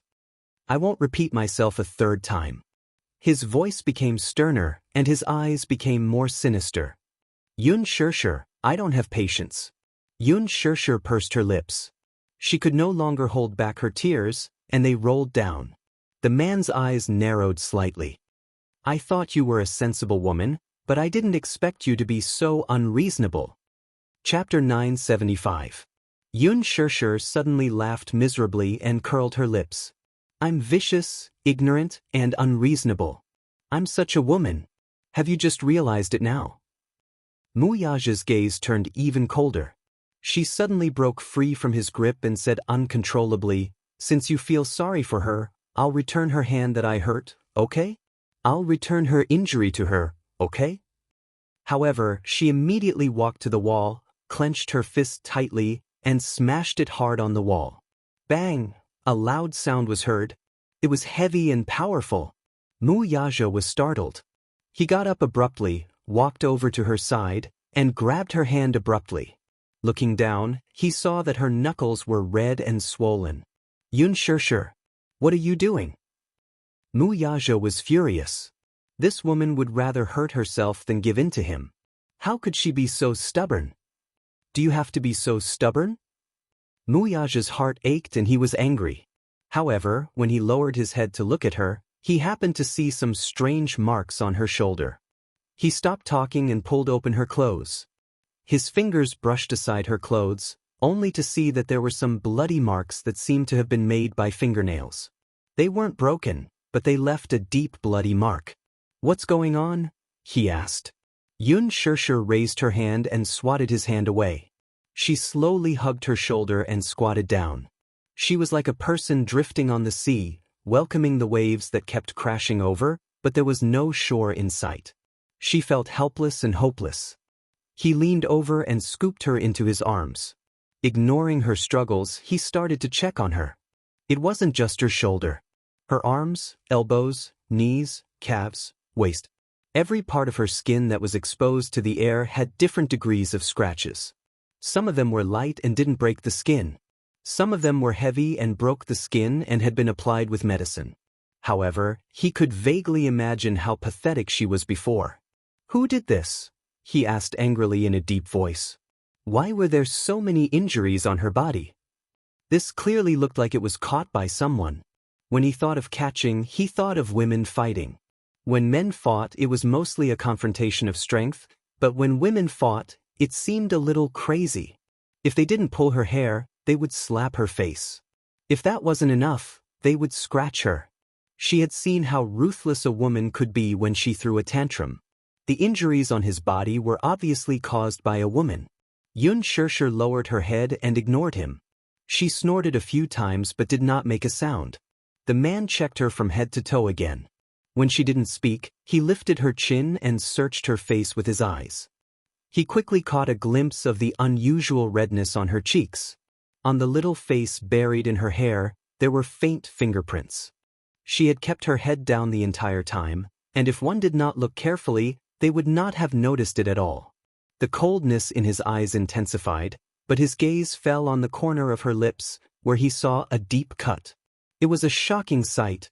In his eyes, women were fragile, like delicate flowers. If he wasn't careful, he would hurt her. After all, there was a great disparity in strength between men and women. Therefore, he had always been careful with her, afraid that he would hurt her even a little. However, now, the woman he had always carefully protected was actually hurt by someone else. The coldness in his heart rose to the extreme and kept surging. Chapter 976. Connecting the dots to what had happened earlier, he could guess who had caused Yun Shirshir's injuries. Still, why didn't she say anything? Mu Yaja was a little annoyed.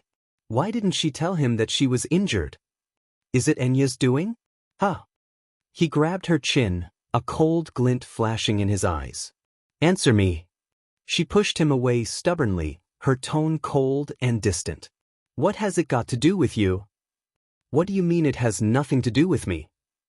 He became even more furious and grabbed her little hand that was causing trouble. With a tug, her entire body fell into his embrace. You're not allowed to say that. Yun Shirshir sucked in a deep breath of cold air. She raised her head and glared at him with her reddened eyes. But, didn't you want to ask? Then I'll tell you. Who else could it be other than Song Enya? She barged into our house for no reason with Lu Jingtian and a stranger. Without a word, she came up and slapped me. She even said something like, "Is the Song family someone I can afford to offend?" Even if she chopped off one of my hands, no one can do anything to her. On what basis? On what basis can she be so arrogant and trample on other people's dignity? Isn't it because her family is powerful and influential? She's a bully. Not only that, she even wanted me to kowtow and apologize to her. What a good kowtow and apologize. She's not my parents, so on what basis should I kneel to her? That's why we fought. I've told you everything. Are you satisfied now? Are you satisfied now? The last sentence was shouted out in a hoarse voice. His voice was hoarse, as if he was venting all of his strength. Muyaja was stunned. After shouting everything, Yun Shirshir panted for a moment to calm herself down. Pursing her lips, she said in a hoarse and trembling voice, "What can I do? Do I really have to kowtow to her? How lowly must I be to allow her to trample on my dignity?" The feeling of having one's dignity trampled on was worse than death. As she spoke, she curled herself into a ball and buried her face in his chest. She didn't want this man to see her at her most embarrassing moment. How nice would it be if he could find a quiet place to heal his wounds? The man hugged her. Through the thin material of her clothes, he could feel her hot breath, as well as the hot and wet traces. Don't cry. It was my fault just now. He bowed his head to her and admitted his fault. There was indeed a problem with his attitude just now. Thus, he swallowed his pride and whispered an apology into her ear. Sorry. These 3 words were even more important than 1,000 pieces of gold. He was such a proud person. He was the heir of the Mu family and the future head of the family. He had always been the pride of the heavens. He had never lowered his head to anyone, nor had he ever apologized to anyone. However, this was the only time he had personally said these 3 words. It was also the only time that she had put down all her pride in front of someone. I didn't know the truth and got angry at you. It's my fault. Don't cry or else my heart will ache. As she cried, his heart ached as well. He had never been patient with women, especially when it came to women's tears. However, as long as it was her tears, he couldn't do anything about it. Whenever she cried, his heart would soften and he would be utterly defeated. Xianxia's gaze shifted slightly. She felt that the 3 words, sorry, coming from this man's mouth was so unreal. Chapter 977. The anger and grievance that filled his heart instantly dissipated by more than half in the face of these 3 words that were filled with guilt and tenderness. Xianxia was a little angry with herself. Why was she so disappointing? She had originally planned to never forgive this man in this lifetime. However, when she heard those words, the hardest part of her heart instantly softened. Wuxia carried her to sit on the bed. He held her in his arms and was about to lift her clothes. She quickly stopped him.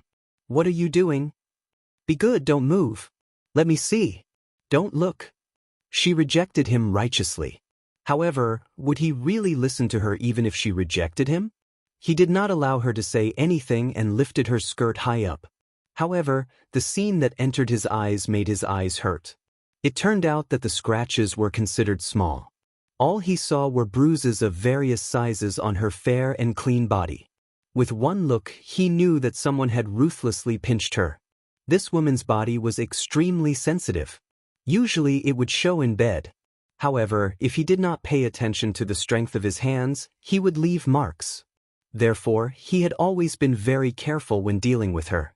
He loved her fair and jade-like skin, but now, it was unbelievably damaged. Wuxia's eyes became increasingly cold. He ran his fingers over the bruises, and she immediately gasped softly. It hurts. Yu and Xianxia returned home after buying the medicine. They had just opened the bedroom door when they saw this scene. Yu's face turned red. She thought that her daddy and mommy were doing something embarrassing. However, when she took a closer look, it turned out that Wuxia was checking her injuries. Daddy! He called out. Then, he walked over with his head lowered and handed him the medicine to reduce bruises and swelling. Mommy, does the wound still hurt that much? He turned his face and faced the wall. He did not look at her, but he asked with concern. Xianxia could not help but feel cold. At such a young age, he already knew the difference between men and women. It doesn't hurt anymore, Xianxia said. Yu pursed her lips. He had no idea what had happened, and his mother did not mention a word about it, either. If he were to find out the reason for Xianxia's visit, he would probably ignore him entirely. Did you just go to buy medicine? Wuxia asked. Yu and Xianxia nodded. Have you eaten? I'll go get some food right away. Daddy, do you want to eat? No need. I've eaten. Yu nodded and glanced at Xianxia. Seeing that she had calmed down a little, she left the room with peace of mind. Wuxia picked up the ointment and applied it on his palm. He then carefully rubbed the wound, slowly and gently. Xianxia frowned in pain. It hurts. Bear with it. You'll recover faster after I apply the ointment. As Wuxia spoke, his movements became gentler as he applied the ointment and gently rubbed it. It was rare to see such a patient side of him. Xianxia's heart warmed slightly, but when she thought of the aggressive side of him when he came back, she could not help but feel angry again. She muttered, "Don't think that I'll forgive you just because of this." Wuxia raised a brow and glanced at her. He then increased the strength of his hand. Yun Xianxia hissed in pain and then glared at him angrily. Are you doing this on purpose? Be good. This woman was actually pushing her luck when he gave in a little. Chapter 978. After a moment of silence, she asked tentatively, Do you know that Xianxia likes you? Wuxia did not react at first. He raised a brow at first, but when he realized what she was asking, he fell silent. Do you know? She nudged him again when he did not reply. Only then did he reply, I know. You know. Yun Xianxia was slightly surprised. It's not that kind of like. It's, I know what you're referring to. Wuxia frowned. Did this stupid woman think that he was as stupid as she was? Of course, he knew what Xianxia was thinking about him. Yun Xianxia, on the other hand, was slightly stunned. Since he knew, why did he still have such a reaction? She snorted unhappily. There are so many women who like you. The man glanced at her from the corner of his eyes. It seemed that there were many men who were pestering her. However, when he caught a glimpse of the displeasure on her face, he suddenly smiled. But, are you jealous? Yun Xianxia bit her lip and did not answer. He could not help but increase the strength of his hand, deliberately hurting her and not allowing her to escape. Answer me. Yun Xianxia flew into a rage out of humiliation. Don't go overboard. She raised her head, only to see the man's handsome face quickly pressing down on hers. His thin lips covered hers and kissed away her sweet breath. He gently dotted her lips. Unlike the past, where he took her by force, he kissed her lips gently. He kissed her lips, then the corner of her lips where she was cut. Then he kissed her forehead, the tip of her nose, her cheeks, and finally landed on her lips. He went deeper and deeper. She shut her mouth tightly, not allowing him to invade her lips.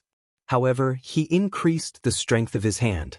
She opened her lips slightly in pain and sucked in a breath of cold air. He took advantage of the situation and entered, gently sweeping her. Somehow, he wanted her. However, now was not the time. What she needed more now was rest. With this thought in mind, he fiercely suppressed the desire bursting out of his body. He lowered his eyes and extinguished the flame in his eyes. After applying the ointment on her wounds, he let her rest early. After experiencing the ridiculous war in the afternoon, she seemed to be exhausted. Once her head hit the pillow, she quickly fell asleep. After covering her with the blanket, he left the room. In the living room, Yun Tianyu had just finished cooking the fried rice. Seeing him come out, he immediately went forward to ask, Daddy, how is Mommy? He's asleep. He reached out and gently stroked Yuyu's hair. Be good. Don't disturb her. Let her sleep a little longer. Yes. Yuyu suddenly frowned and asked, Daddy, do you know what happened this afternoon? I have a general understanding. Recalling the scene he saw when he returned home this afternoon, a bone-chilling glint flashed across his eyes. Who is she? Wuxia saw the murderous look that flashed across his face. He knew in his heart that if he let him know who did it, he was afraid. This son of his appeared to be cultured and refined, like an elegant little gentleman, but when his reverse scale was touched, he would do crazy things. You don't have to worry about this, I'll handle it, he said. He would let Xianxia apologize personally. Chapter 979. Yun Xianxia was his reverse scale, and anyone who touched her would be infuriated. Wuxia furrowed his brows slightly. This child was extremely stubborn in this aspect. In this aspect, he was very much like him when he was younger. However, it was undeniable that children were simple and stubborn, unlike adults who could consider all aspects. Still, when dealing with a matter, one could not be too extreme and unconventional. Xiao Yichen walked over as well. He looked at him and then at the man. Wuxia and Yuyu looked at each other as if they were confronting each other. Yuyu clenched his fists and calmed the anger in his heart. Then, he said in a low voice, All right, I'll respect your decision this time. However, this is the only time.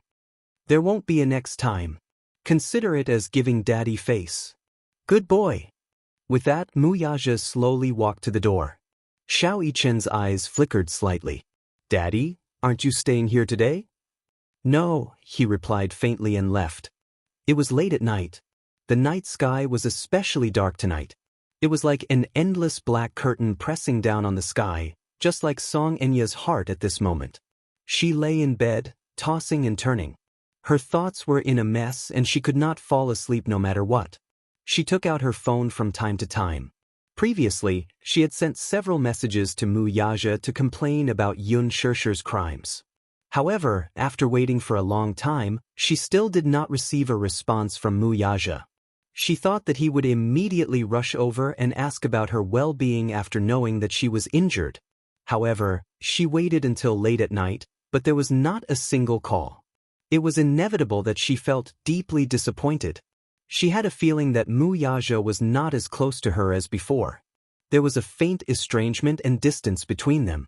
She did not know what was going on. It must be that Yun Shishi. Song Enya's heart was filled with resentment at the thought of that woman. She felt that she had been too lenient this afternoon and should have broken one of her hands. Unable to vent her anger, she felt stifled in her chest, suffocating her. Song Enya was so angry that she sat up on the bed. She picked up the pillow beside her and ravaged it as if it were a certain hateful face. She pinched it viciously, but that was not enough to vent her anger. His phone suddenly rang. Annoyed, she looked at the caller ID and saw that it was Mu Yazhe's name. She immediately picked up the phone happily. Song Enya picked up the call and pretended to sound sickly and weak. "Hello, Brother Mu? Enya, are you asleep?" Mu Yazhe's deep and magnetic voice came from the other end. "My heart hurts and I can't sleep." Song Enya pretended to be on the verge of tears as if she had suffered a great grievance. She looked as if she was about to burst into tears, but she was secretly delighted because of Mu Yazhe's call. "Is your hand better?" His voice was faint, sounding as if he was concerned but not concerned. Song Enya could not tell if he was concerned about her, so she grumbled, "My hand was dislocated. It's been reattached, but it still hurts a lot. How is it painful?" "It's just a normal dislocation, it doesn't hurt at all." Still, she deliberately said that to make his heart ache. There was a sudden silence on the other end. The sudden silence made her anxious and uneasy. Song Enya said, "Brother Mu, do you know? That Yun Shishi is too much." She simply... Chapter 980. Song Enya was stunned. She did not expect him to say such a thing. Ever since she was young, he had always been very indulgent toward her. Even when she did something wrong at times, he would not reprimand her. This was the first time he had been harsh with her. "Brother Mu, what do you mean?" She pouted and said in an unhappy tone, "What do you mean by I went overboard?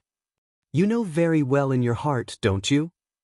He paused for a moment before his tone became heavier. "What happened today made me very angry. I don't want it to happen again. Still, since you're young and insensible, I won't hold it against you. After all, I'm not your parents, so I have no obligation or responsibility to teach you a lesson. However, you must apologize to her personally." He deliberately emphasized the word personally in a tone that brooked no argument. Song Enya was stunned.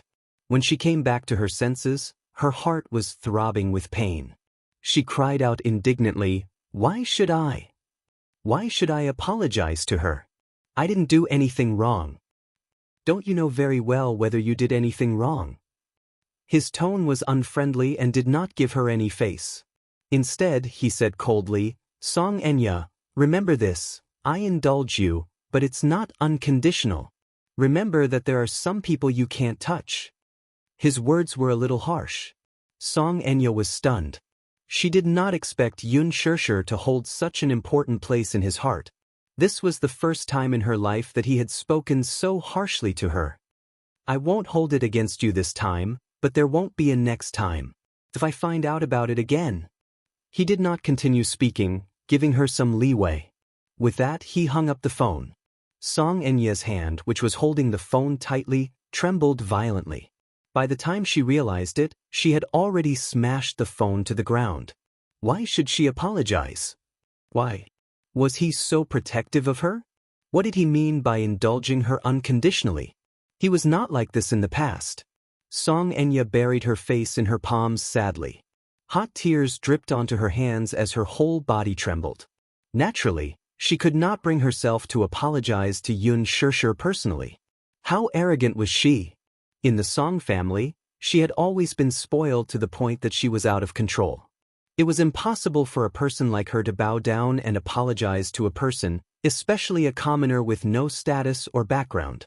Because of this, every time she called Wuxia, she would be ruthlessly hung up.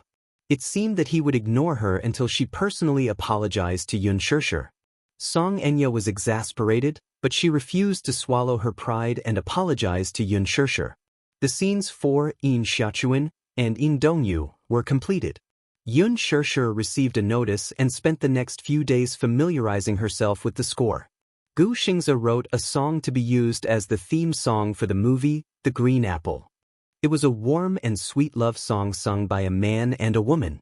After Xianxia familiarized herself with the score, she went to the recording studio to record a demo. Gu Xingze was not very satisfied with the first few demos that she recorded. He changed the score a few more times and recorded it a few more times before he was finally satisfied. As it was a theme song, there was no need to specially film a music video. He cut out a few beautifully produced scenes from the movie and recorded a scene of the chorus in the recording studio. Then he released it as a preview of the theme song online.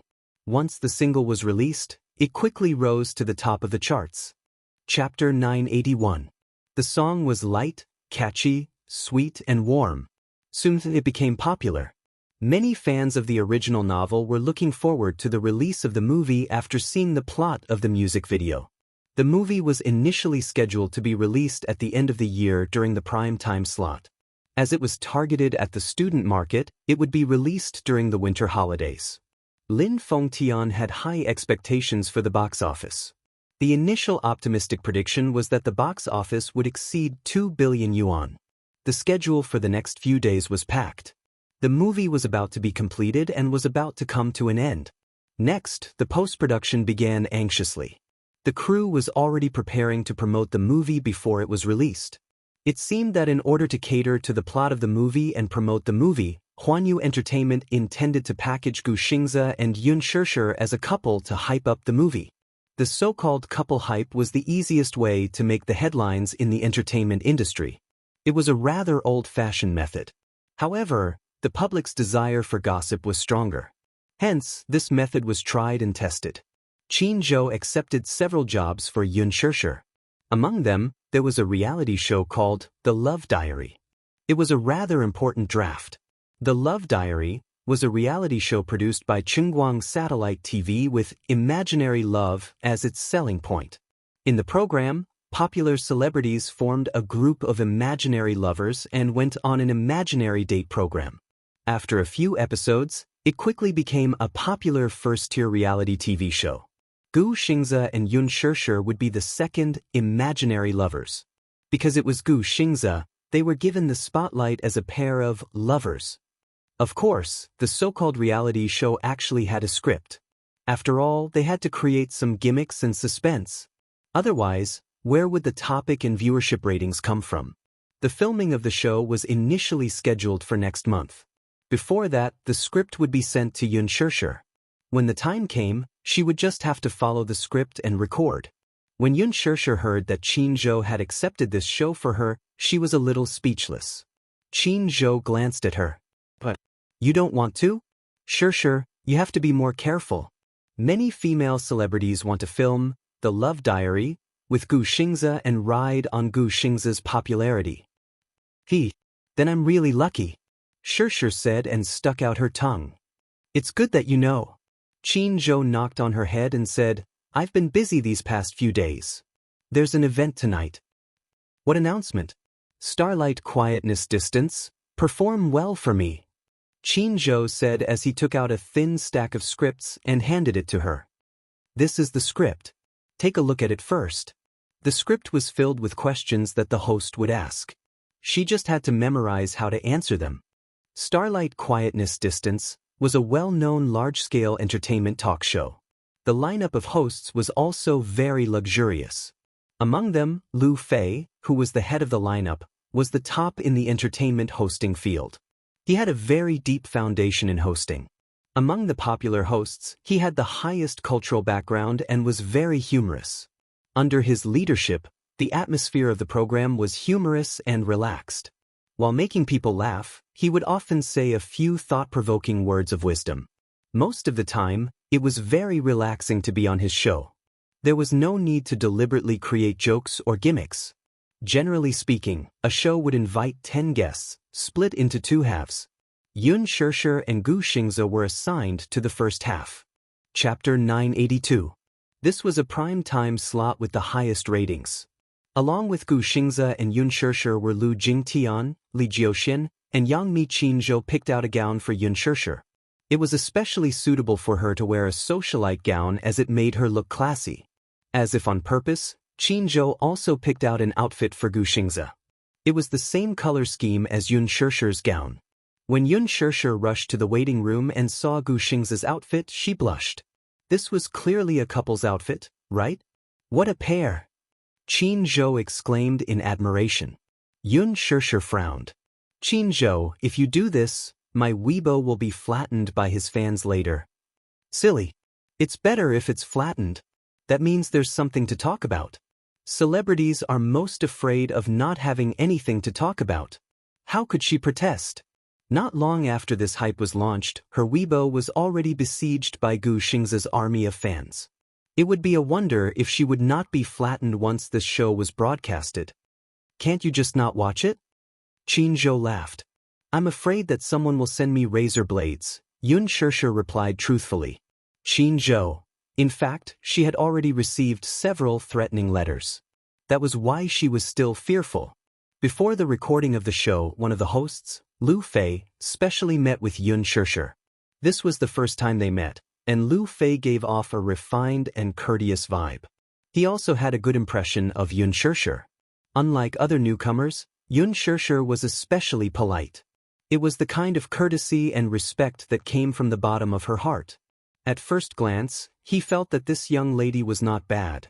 He had seen the trailer of the movie, but when he saw Xianxia in person, she seemed to be more classy than when she was in front of the camera. He had a simple conversation with Xianxia. After going through their lines, he said a few more words of concern and left.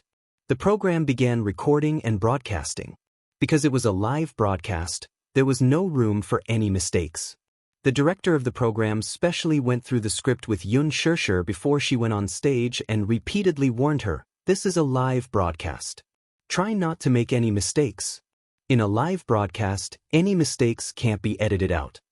The recording began. After Xianxia and Wuxia went on stage, Lu Fei mainly focused on the topic of the green apple. Everything went smoothly. Then, the host and the guests were divided into two teams and played a small game to test the actors' tacit understanding. A guessing game. One person received the taika and was responsible for performing the words displayed on the question in the form of gestures, while the other person was responsible for guessing the answer. Within 60 seconds, Wuxia and Xianxia obtained the highest score in the competition. Lu Fei smiled and praised from the side. Xianxia and Xianxia have a great tacit understanding. They got 8 out of 10 questions right. I couldn't even guess a few questions, but Xianxia guessed them right away. Their tacit understanding is enviable. The director gestured off stage and the audience immediately cheered to add to the atmosphere. Xianxia looked at Wuxia shyly and smiled shyly. She thought to herself, it's because I memorized the answers before going on stage. In the beginning, when she watched the program, she felt that most of the games in the program were quite interesting and there were often funny segments.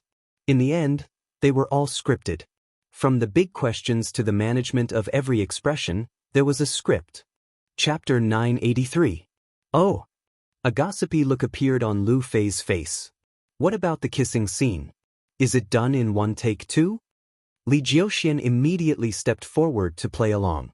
They often NG their kissing scenes. The audience below the stage screamed and cheered again. Lu Fei pretended to be surprised and covered his mouth. His eyes darted around before he looked at Wuxia with a teasing look and asked with a smile, "Xingzi, you didn't do it on purpose, did you?" Another host, Xiaokan, chimed in, "If it were me, I'd definitely NG on purpose." Haha. Adultery, adultery. The hosts looked at each other. It was obvious that there was a hidden meaning in their words. The production team had already prepared the script beforehand and intended to use the scandal between Gu Xingze and Yun Shishir as a hype point for the show.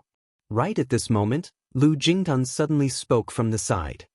Actually, in the kissing scenes between Xingze and Shishir, Xingze is in the right state most of the time, but Shishir has a lot of NGs. As soon as she said this, everyone was stunned. Gu Xingze frowned slightly, but when the camera turned to him, he quickly regained his smile and looked at Lu Jingtian with a hint of warning. Lu Jingtian's words were not part of the script. There was no such thing in the script. However, by saying this, she was deliberately trying to embarrass Yun Shishir.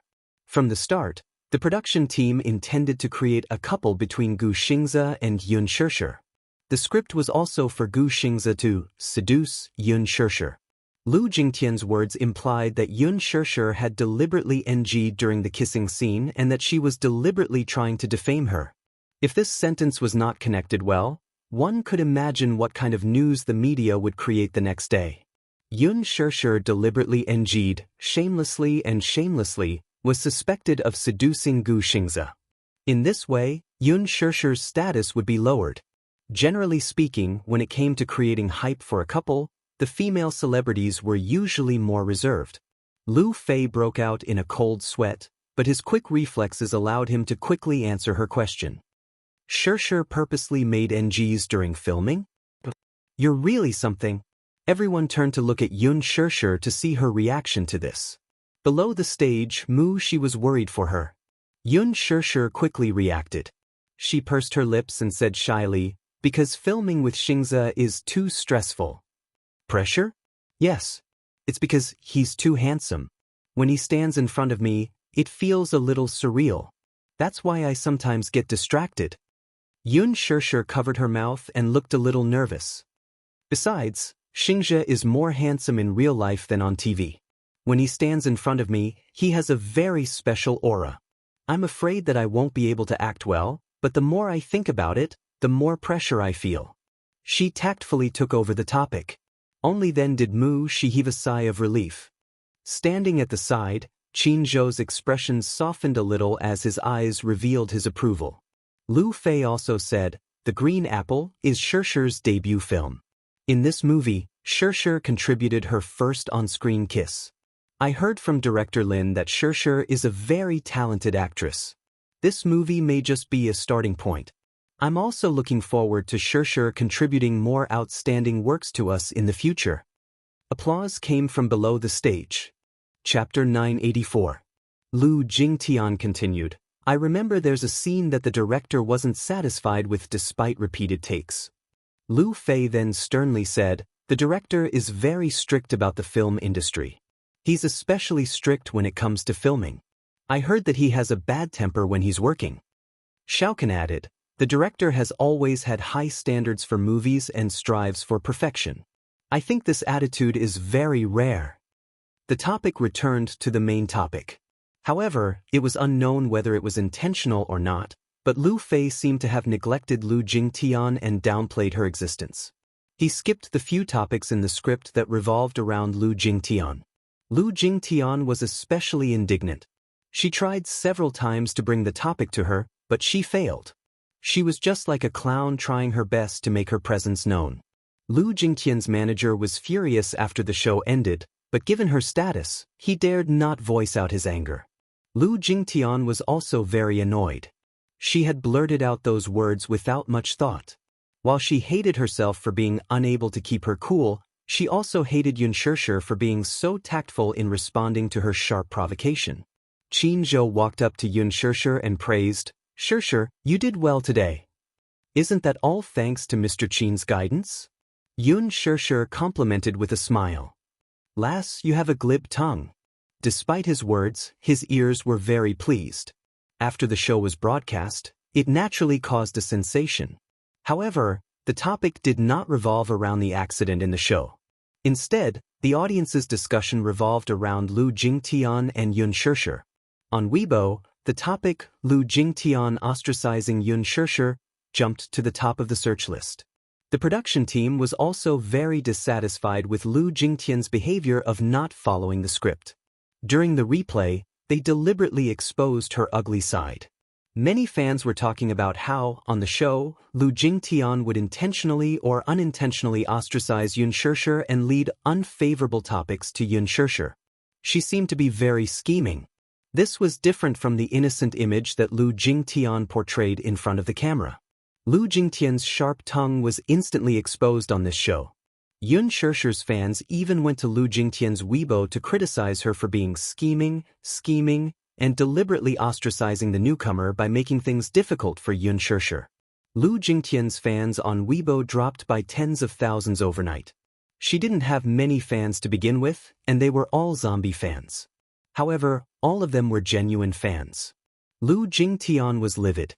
She originally wanted to embarrass Yun Shishir on the show, but she did not expect to suffer a double loss.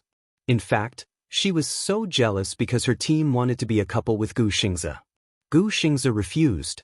However, when it came to Yun Shishir, she actually agreed. It would be strange if she wasn't angry. Why did Gu Xingzi give such good resources to Yun Shishir?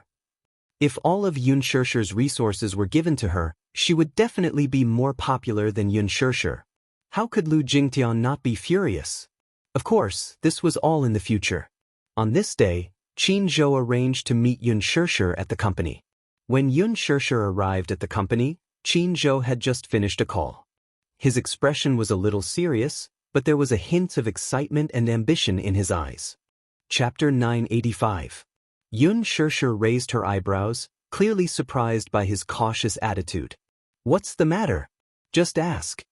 Qin Zhou pursed his lips, hesitating whether he should ask or not. He tapped his fingertips on the table a few times and said, "Maybe this question is a little presumptuous, but I still want to know more. Please don't take offense." He paused for a moment and went straight to the point. "I want to know, what's your relationship with young Master Mu?"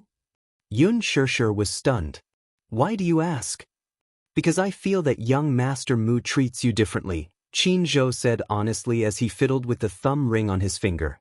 He was indeed different.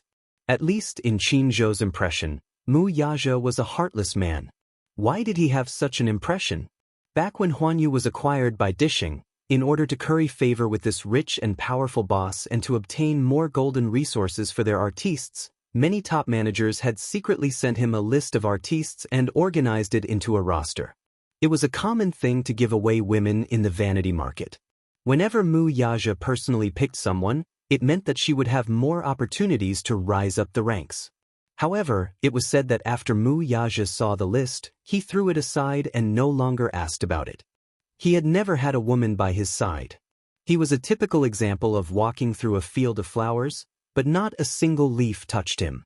He was clearly in charge of a huge entertainment empire, but he had never had the slightest intimate relationship with any woman in the circle. Yun Shishir was the first and only one. He had also asked around about Yun Shishir's position in Mu Yazhe's heart. However, no one in the company knew. They only knew that Yun Shishir seemed to be a little special. They could not explain why she was special. Yun Shishir pondered for a moment. She did not know why Qin Zhou asked that. However, since he asked, she answered honestly, "Lovers." Qin Zhou narrowed his eyes. "I heard that you have a child? How did you know?" Yun Shishir was slightly surprised. "How am I going to survive if I can't even find out the background of the artists under me?" Qin Zhou was a little dissatisfied with her belittling. He knocked on the table and asked, "Is this child young Master Mu's?" Yun Shishir gritted her teeth and said, "Yes. I heard that a mysterious girl gave birth to a child for the Mu family 7 years ago. The youngest son of the Mu family, Mu Yichen, is not the child of Mu Wanru and Mu Yazhe. He is a surrogate." After Qin Zhou finished speaking, he paused for a moment and looked at her meaningfully. Yun Shishir looked a little embarrassed, but she couldn't help but sigh in her heart. Everyone who was involved in the matter of surrogacy for the Mu family was very tight-lipped. How did he find out? Yun Shishir sighed and said, "Actually, there were 2 children at that time. The older one was taken away when he was born, and the younger one was not breathing when he was born. Later, the child was saved after the emergency treatment. My father pulled some strings to hide it from the Mu family. Qin Zhou suddenly understood. In that case, you can rely on your children to rise in status and marry into a rich family. Rich and powerful families value inheritance. You have 2 children by your side. That's a great asset. Yun Shishir looked indifferent. I don't want to. You don't want to? Qin Zhou was a little surprised. Why not? Yun Shishir fell silent.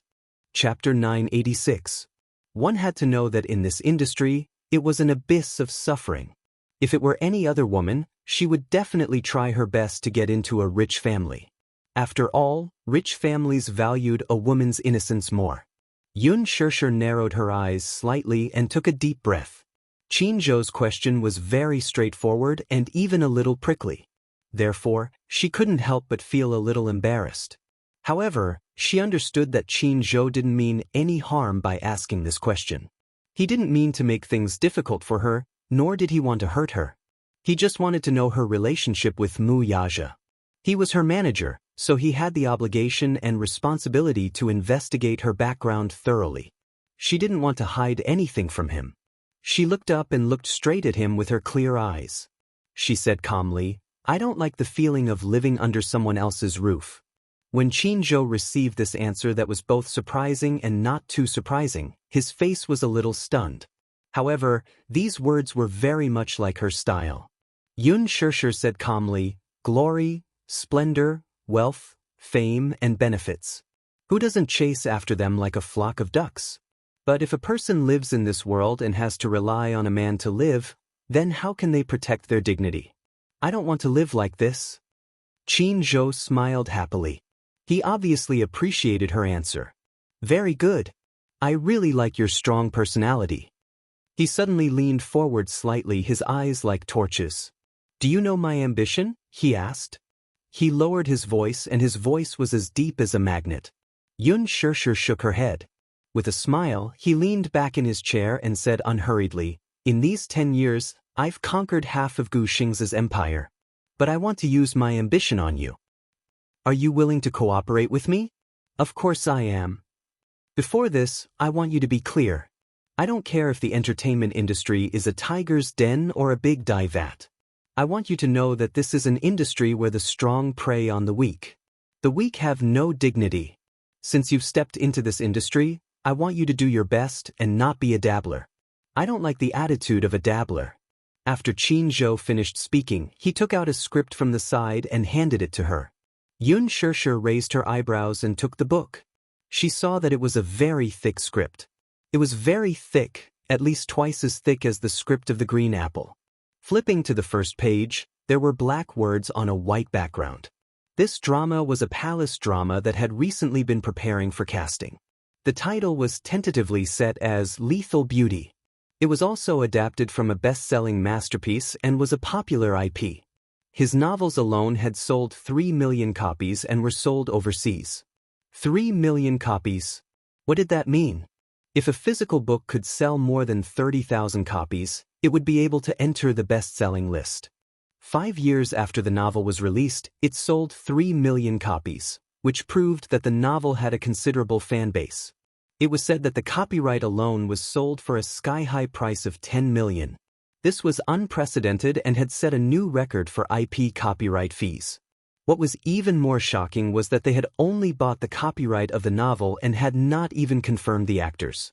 Yet, all the major TV channels and networks were scrambling for the broadcasting rights. A certain satellite TV channel had even offered 800 million in copyright fees.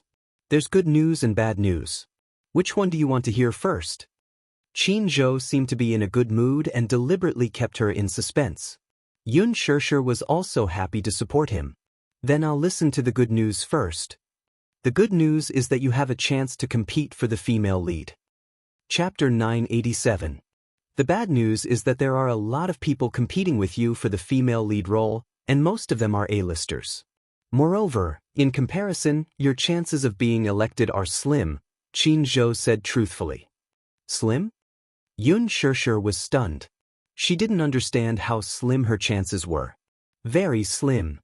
Why do you say that? Because Han Yuyen and Lin Ji are on the shortlist for the female lead. Xianxia was shocked. She finally realized how slim her chances were.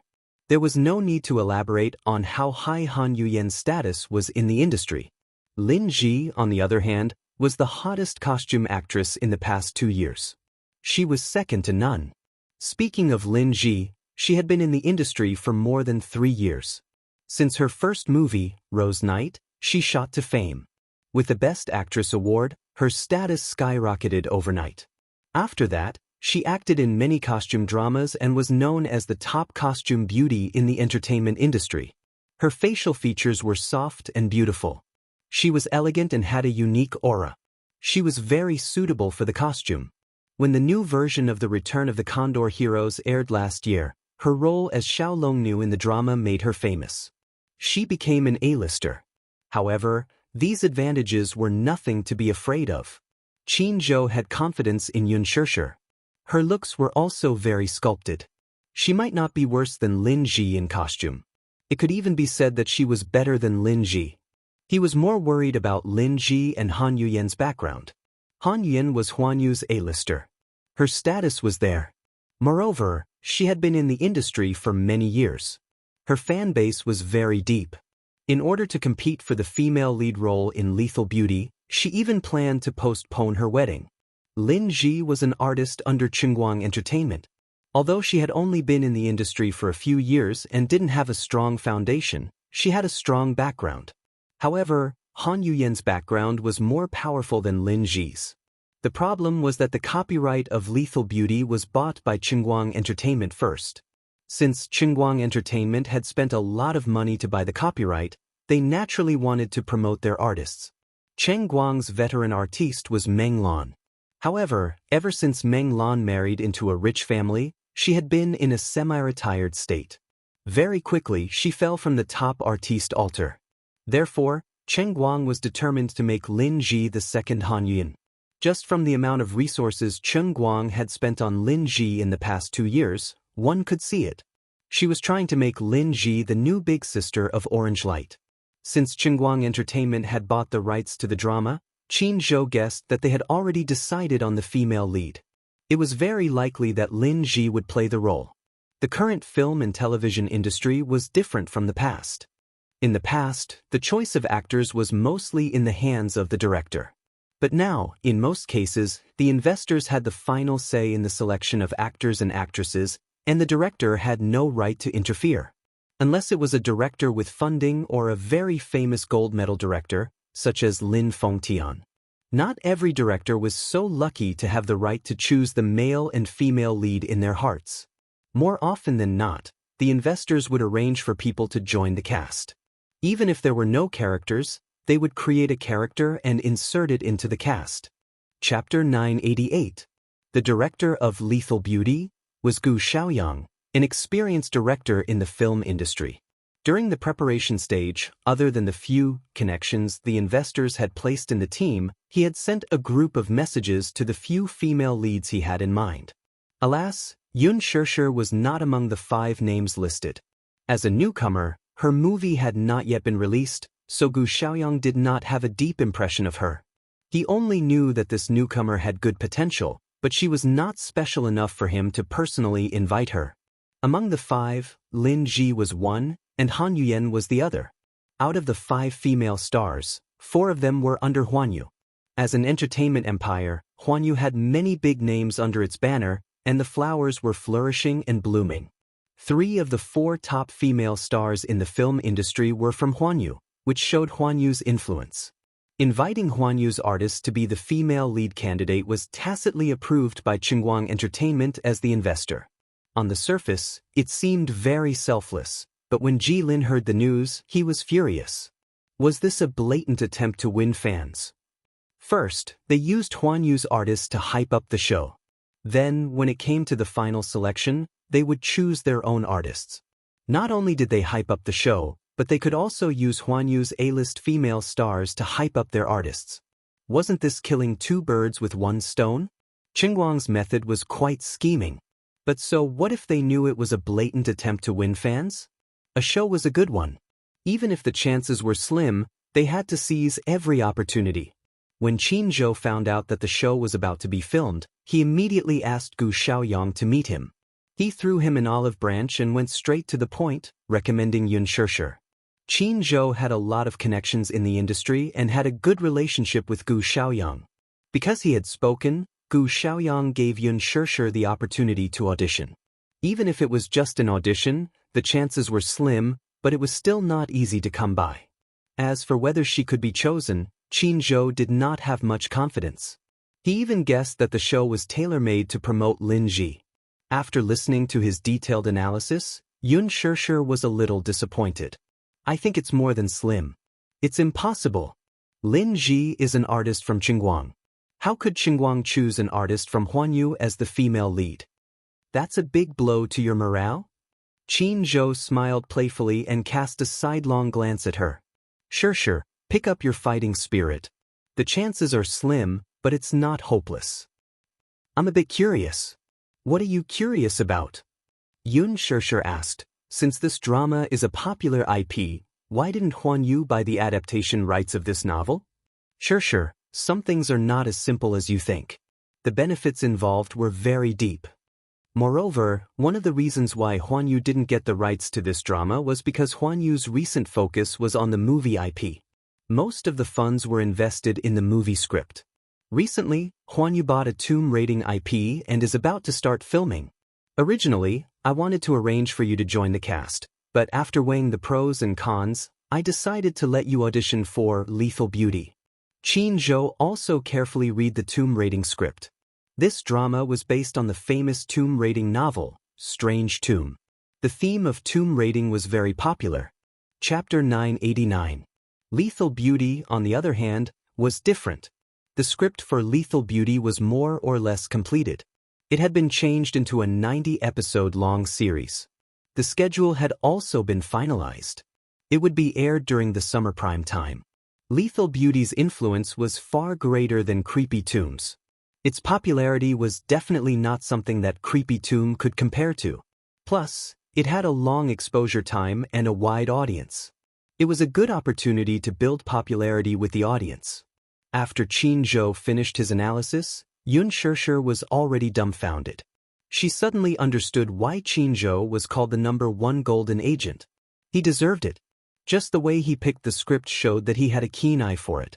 Even if it's a waste of effort, we can't miss any opportunity. What if your audition results amaze Gu Xiaoyang? Who knows, he might choose you. You have to know that Gu Xiaoyang is a famous director with 2 high ratings. He has a lot of power. Okay, I'll try. Yun Shirshir took the script from him. Actually, Qin Zhou suddenly frowned. He wanted to say something but stopped. Actually what? Nothing. Qin Zhou shook his head and smiled faintly. He did not say anything. He originally wanted to say, actually, it's just a female lead. If we can get Mu Yazha to help us, it won't be a problem. But with Shirshir's personality, she might not be willing. She was strong-willed. She must want to get the role with her own abilities. Yun Shirshir smiled. Qin Zhou, don't worry. I'll do my best. I won't let your efforts go to waste. Qin Zhou smiled. When she got home, she began to study the script carefully. She finished reading it overnight. It was a rare and good script. In fact, palace dramas had always been a popular theme for TV dramas. In the past 10 years, 5 of the top 10 palace dramas had made it to the top of the top 10. Palace dramas had a very large audience. If the reputation and ratings were good, as the female lead, she would definitely win the hearts of the audience. The main storyline of the script mainly told the story of Qin Changle, the daughter of a concubine in the prime minister's residence, assisting the prince to ascend to the throne. She was given the title of empress, but in the end, she was betrayed and ended up in the cold palace. She suffered humiliation and died with hatred. After death, she was reborn 20 years ago.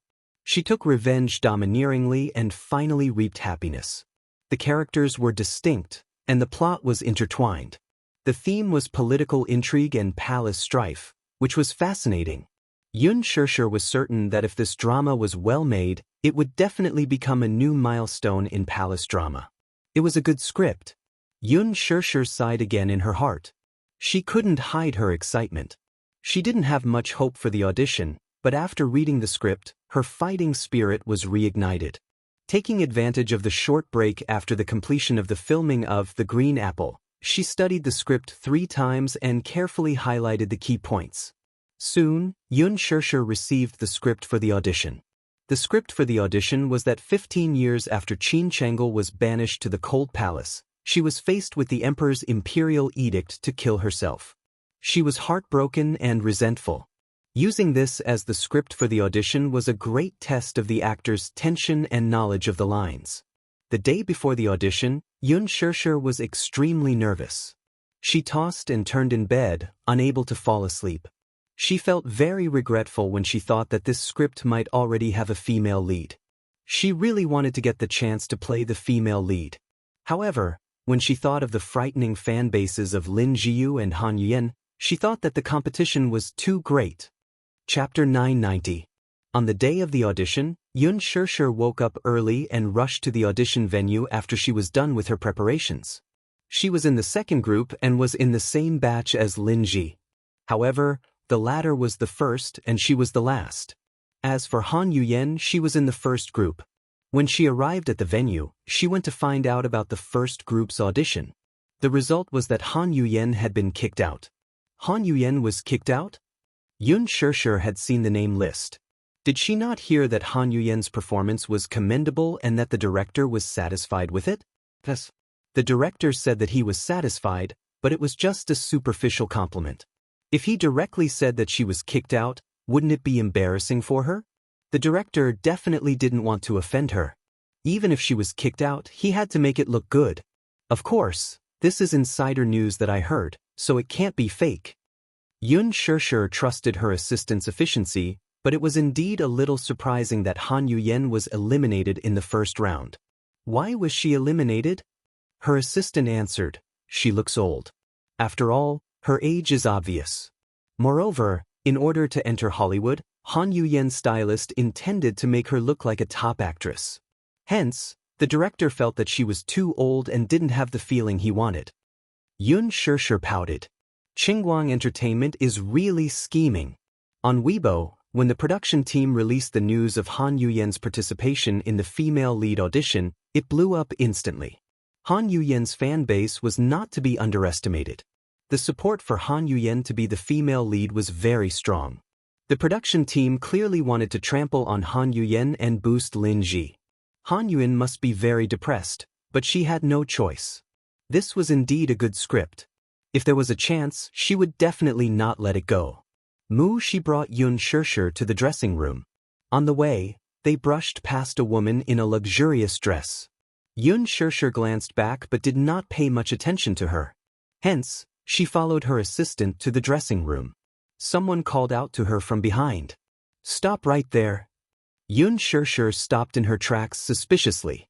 She slowly turned around and looked at the woman in front of her, who was dressed in a gorgeous phoenix coronet. It was a little unfamiliar, but he had some impression of it. She rarely paid attention to dramas and movies, so she was the first to recognize her. She whispered into her ear, "Shirshir, it's Lin Ji." She was visibly agitated. It was no wonder that Lin Ji was her goddess. At such a young age, she relied on her beautiful looks and superb acting skills to defend her place in the entertainment industry. Yun Shirshir looked at her, only to see that the woman in front of her was also sizing her up with a cold gaze. "You are?" Lin Ji paused for a moment. "Yun Shirshir?" She remembered her. He was a new topic on Weibo. She seemed to be the target of Huan Yu's recent efforts.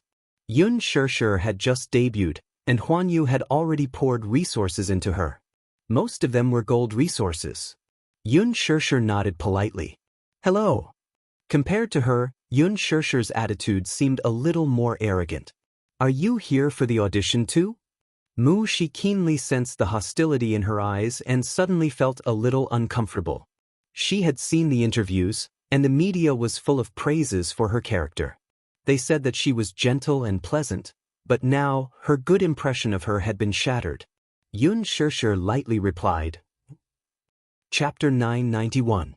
In other words, she seemed to be implying that Yun Shirshir was shamelessly trying to compete with her for the female lead role. She was clearly trying to embarrass Xianxia. Lin Ji was obviously hostile towards her. She did not know at first that Xianxia would be participating in this audition. Despite the fact that the female lead had already been internally selected for this audition, Lin Ji was still displeased with the actress. But it was because they had both debuted not long ago, were both highly supported by the company, and had the same style. Huan Yu had used Xianxia's popularity to hype her up since her debut. Of course, Xianxia was unaware of this. The actress was aware of it, though, and she was still brooding over it. No one was willing to let their popularity be used by their competitor.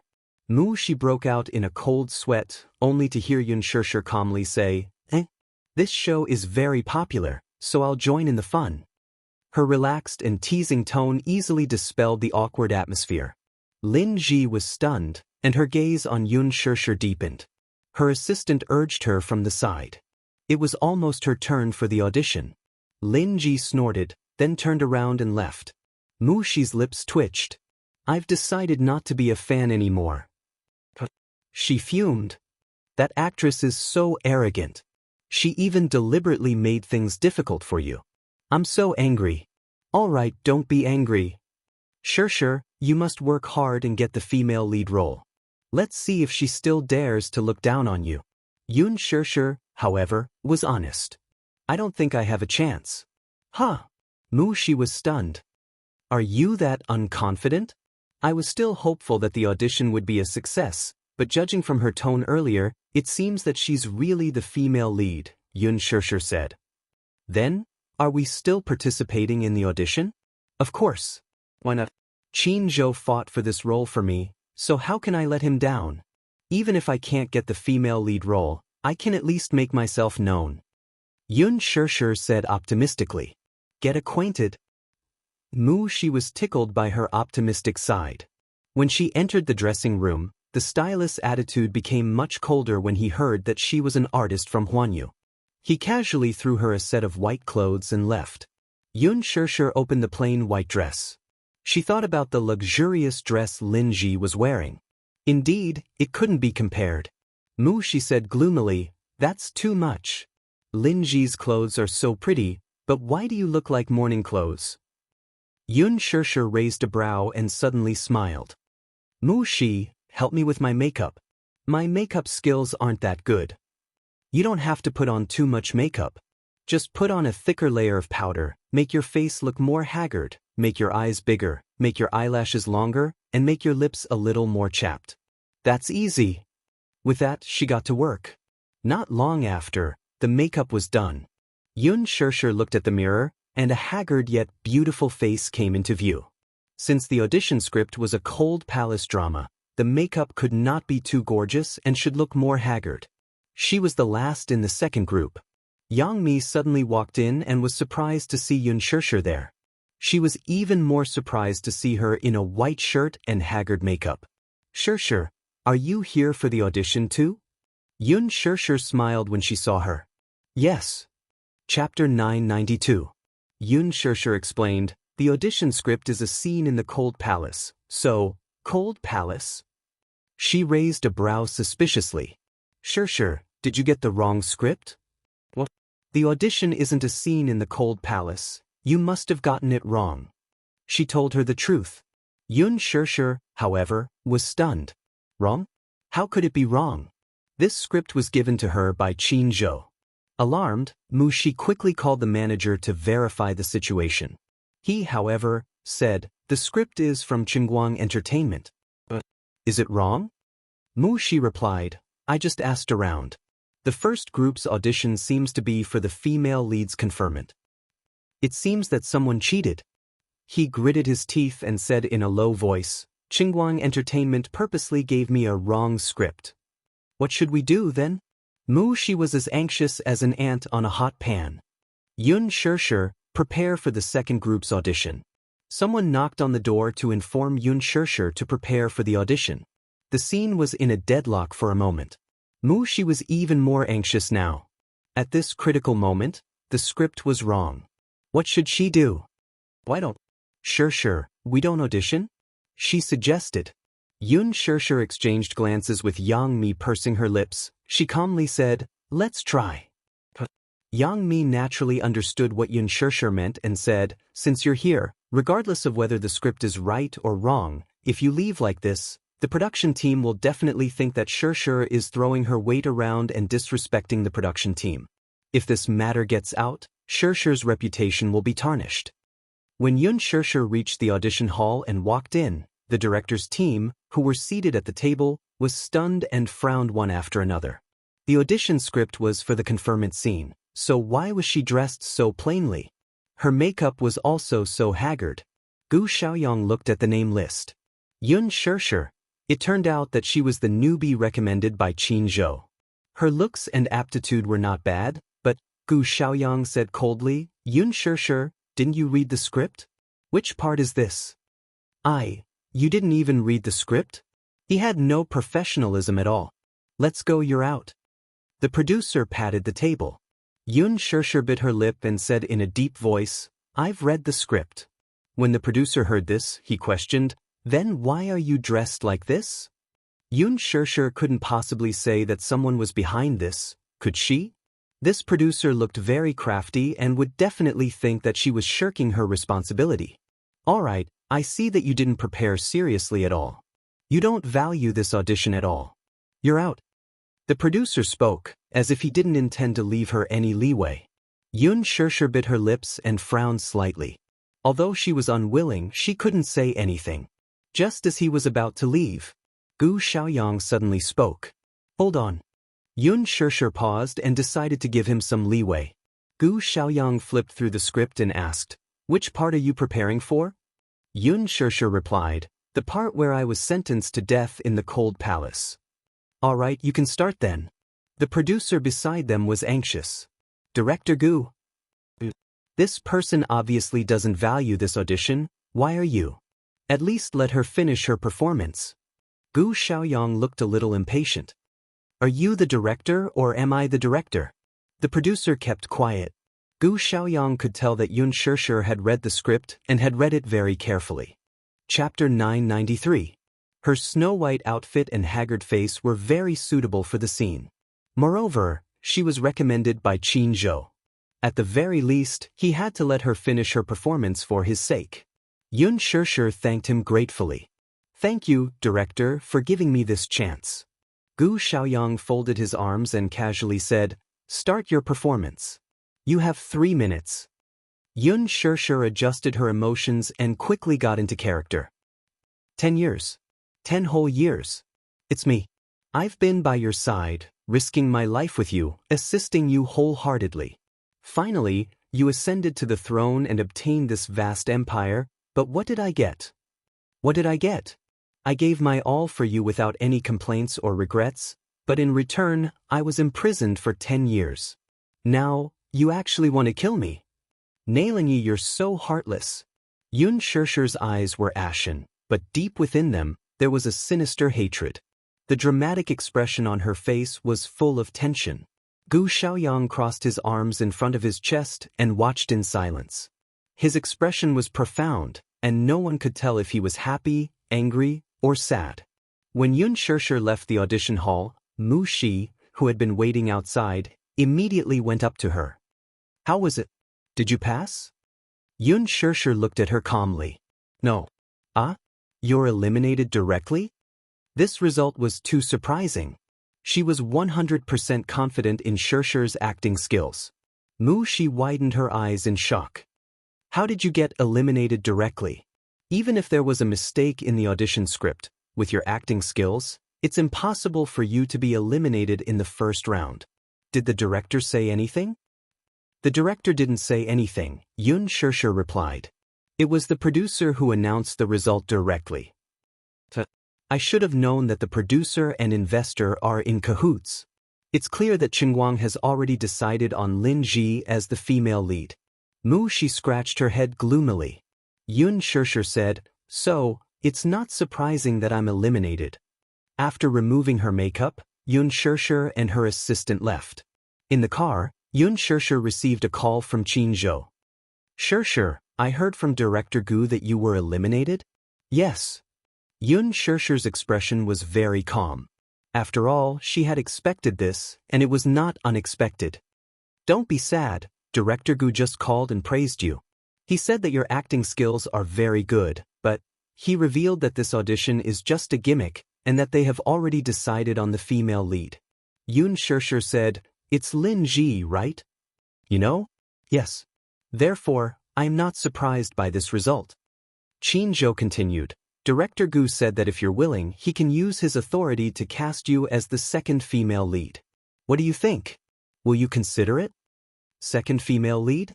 In the script, the second female lead was the female lead's elder sister, Qin Xianhui.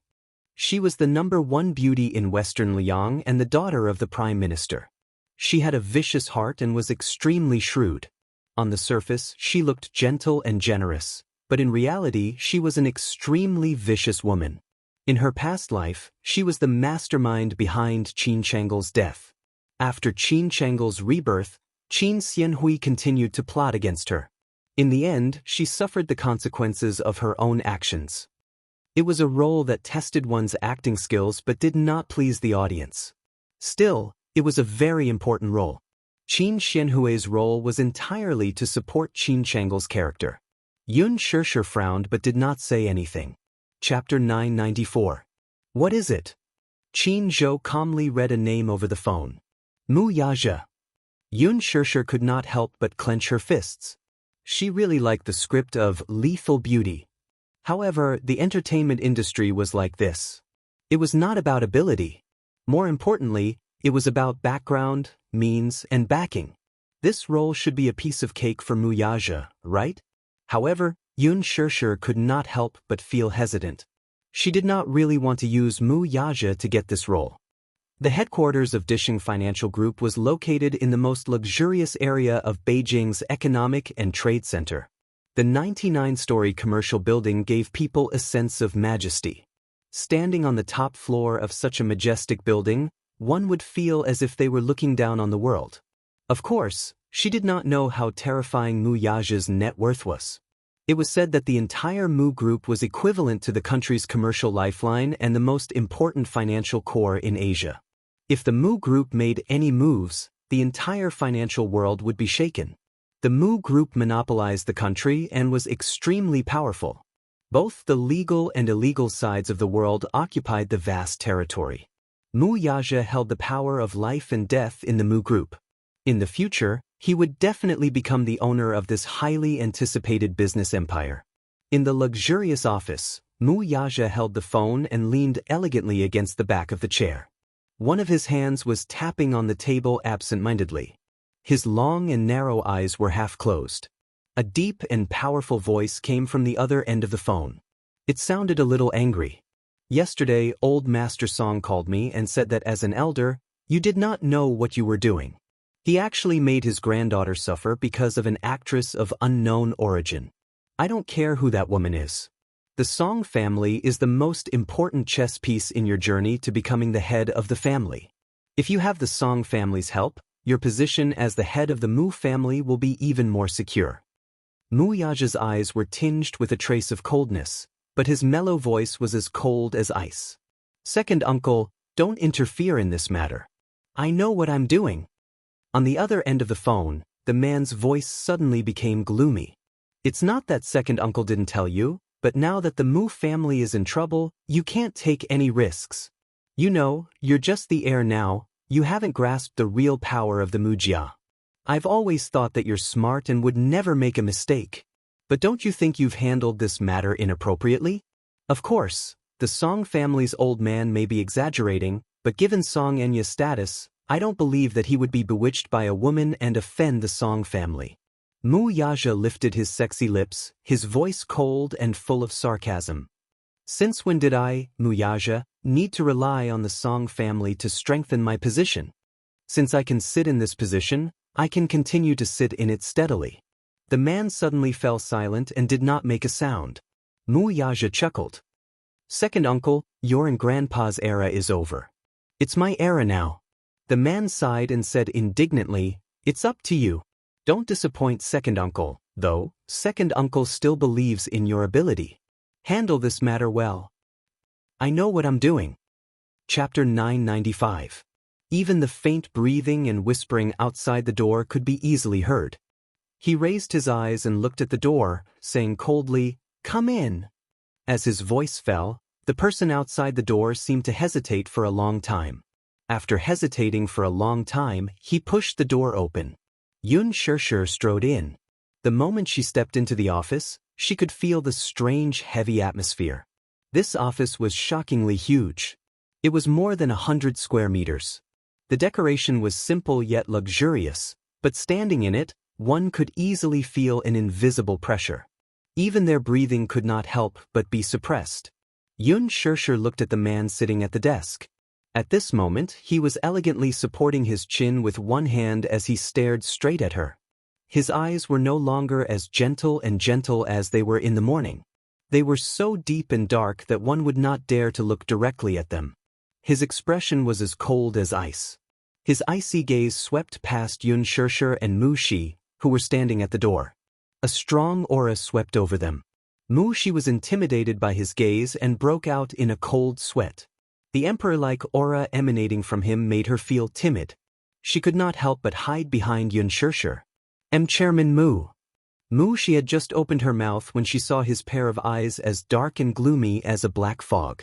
They were very deep, very dark and cold. She could not help but lower her head in shock, not daring to speak.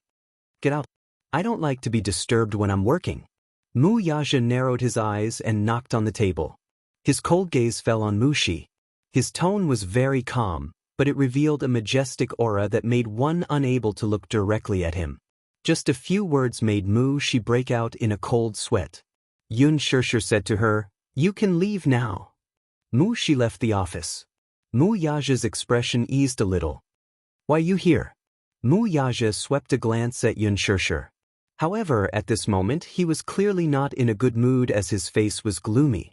He did not like to be disturbed when he was working. This was especially true when he had an argument with his second uncle earlier. He was in a very bad mood. "Am I disturbing you?"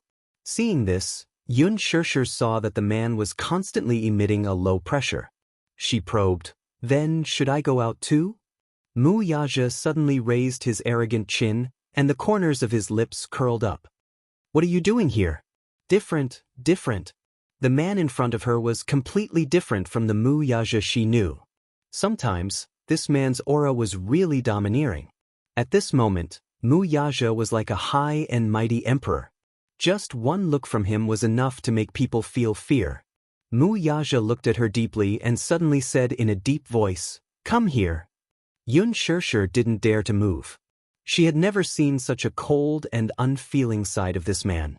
His expressionless face always made people feel that he was overly cold. Seeing that she still didn't move, Mu Yaja said, "Come here." Xianxia was startled by this indifferent tone. She stood there in a daze, feeling a little helpless.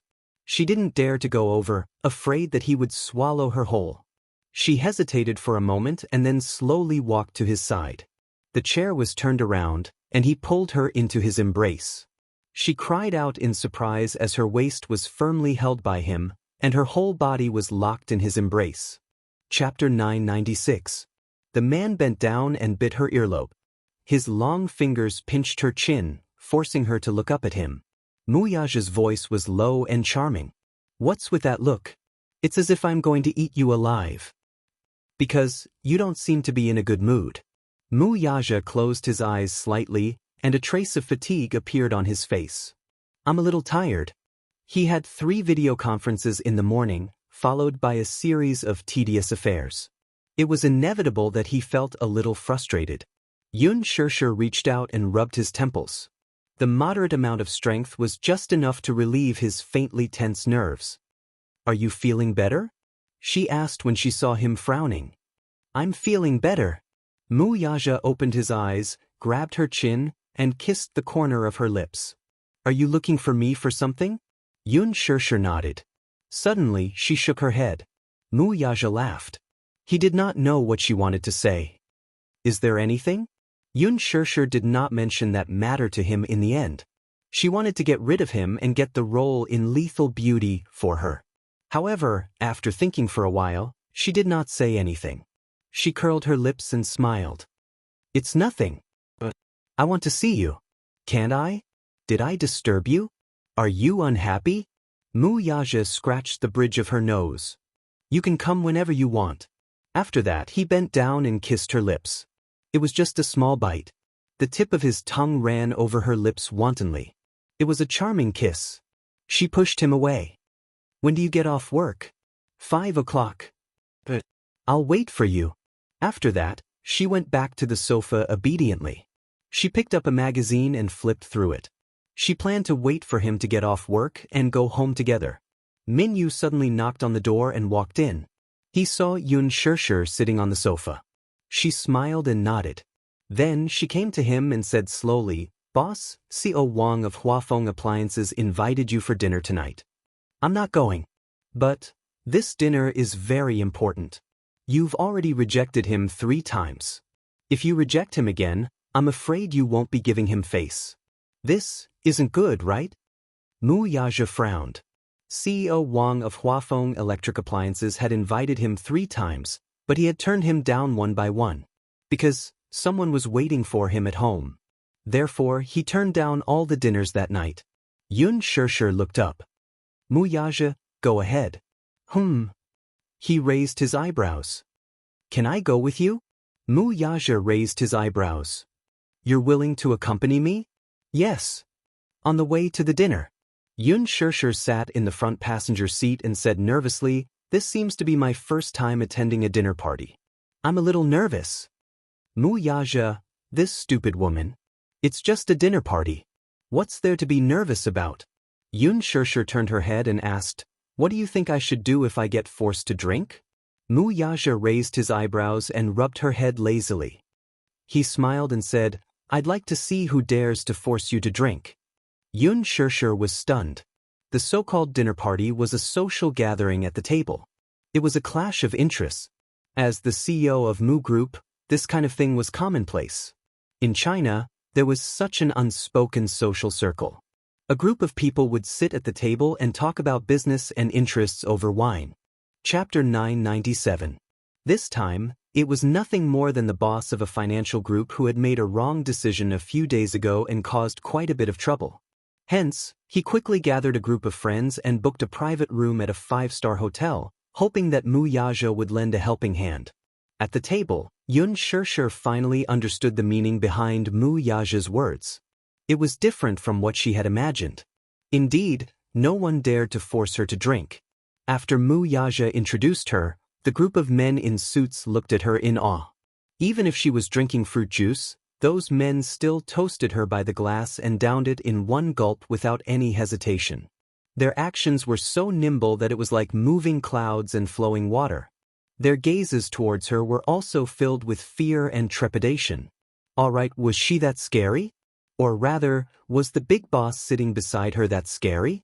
How would those people dare to force Yun Shirshir to drink? They couldn't wait to compliment her. They had a favor to ask of Mu Yaja, so if they were careless and made him unhappy, their company would be completely destroyed with just one word from him. Even if they were all sprawled on the table and carried back, they wouldn't be able to force Yun Shirshir to drink.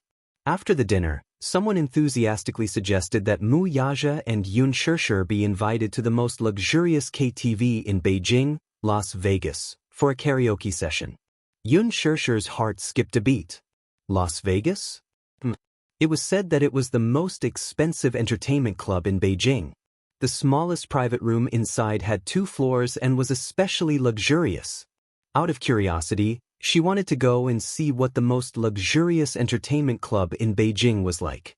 Hence, she gave Mu Yaja a very cute, expectant, and yearning look. Her sparkling eyes were like a little puppy trying to please him. Mu Yaja's eyes twitched fiercely.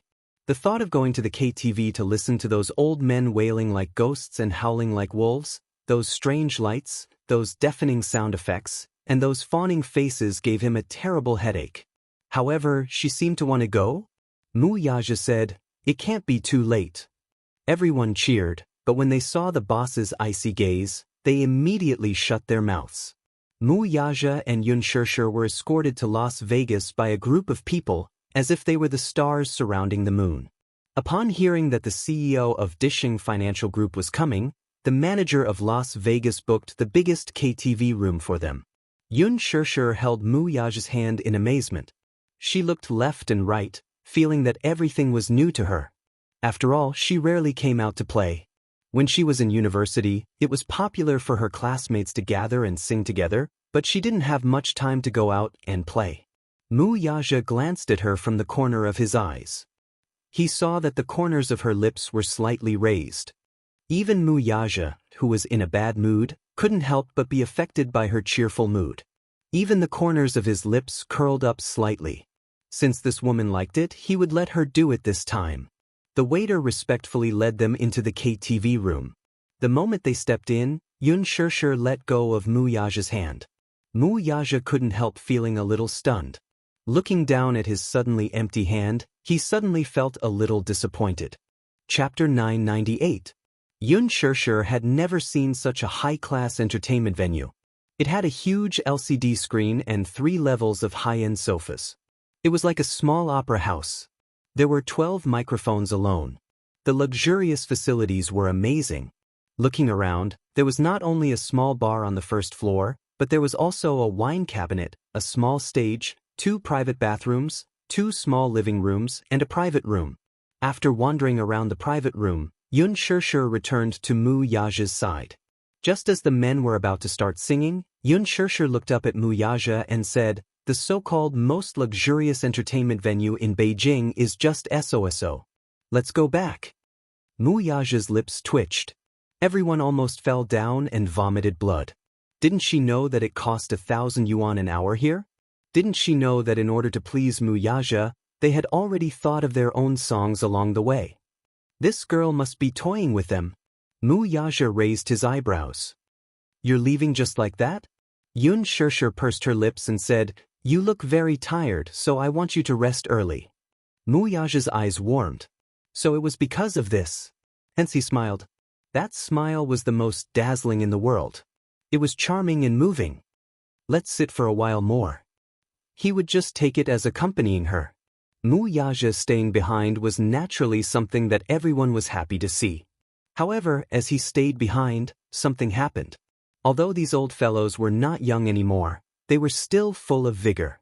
In order to please Mu Yaja, they had even taken out the 18th class's signature song.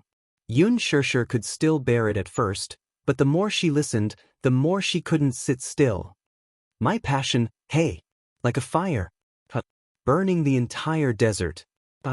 At this moment, the big boss of an electronics company took off his suit jacket and held a microphone in one hand. He opened his mouth and howled like a wolf.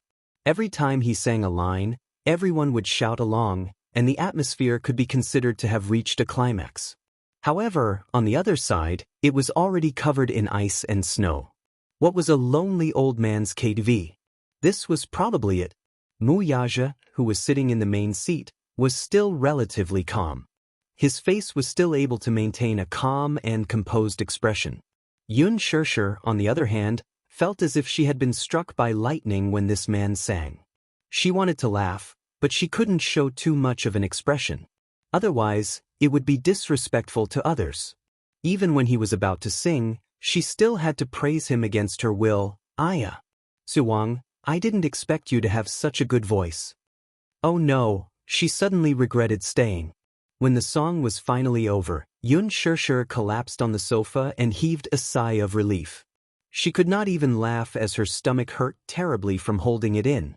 Then, a few people pushed the microphone to a relatively young man. It was said that he was the son of a consortium. Everyone praised him, saying that this young master sang well. This song, A Chinese Ghost Story, was earth-shattering. It was like heaven and earth, but not on earth. A Chinese ghost story? Was it Zhang Guorong's? Yun Shishir was instantly interested. This song was very nice. It was affectionate and pleasant to the ears. It was a classic among classics. However, when the man opened his mouth, Yun Shishir was so frightened by his voice that her legs turned to jelly. This song really gave off the feeling of a ghost when he sang it. Chapter 999. Who was the one who sang such an earth-shattering song? That's right, this man's song was simply earth-shattering. Demonic sound, devastation, devastation. It was simply a heavy blow to her body and mind. After he finished singing, Yun Shirshir clutched her chest with some internal injuries, but she still forced a smile and gave him a thumbs up.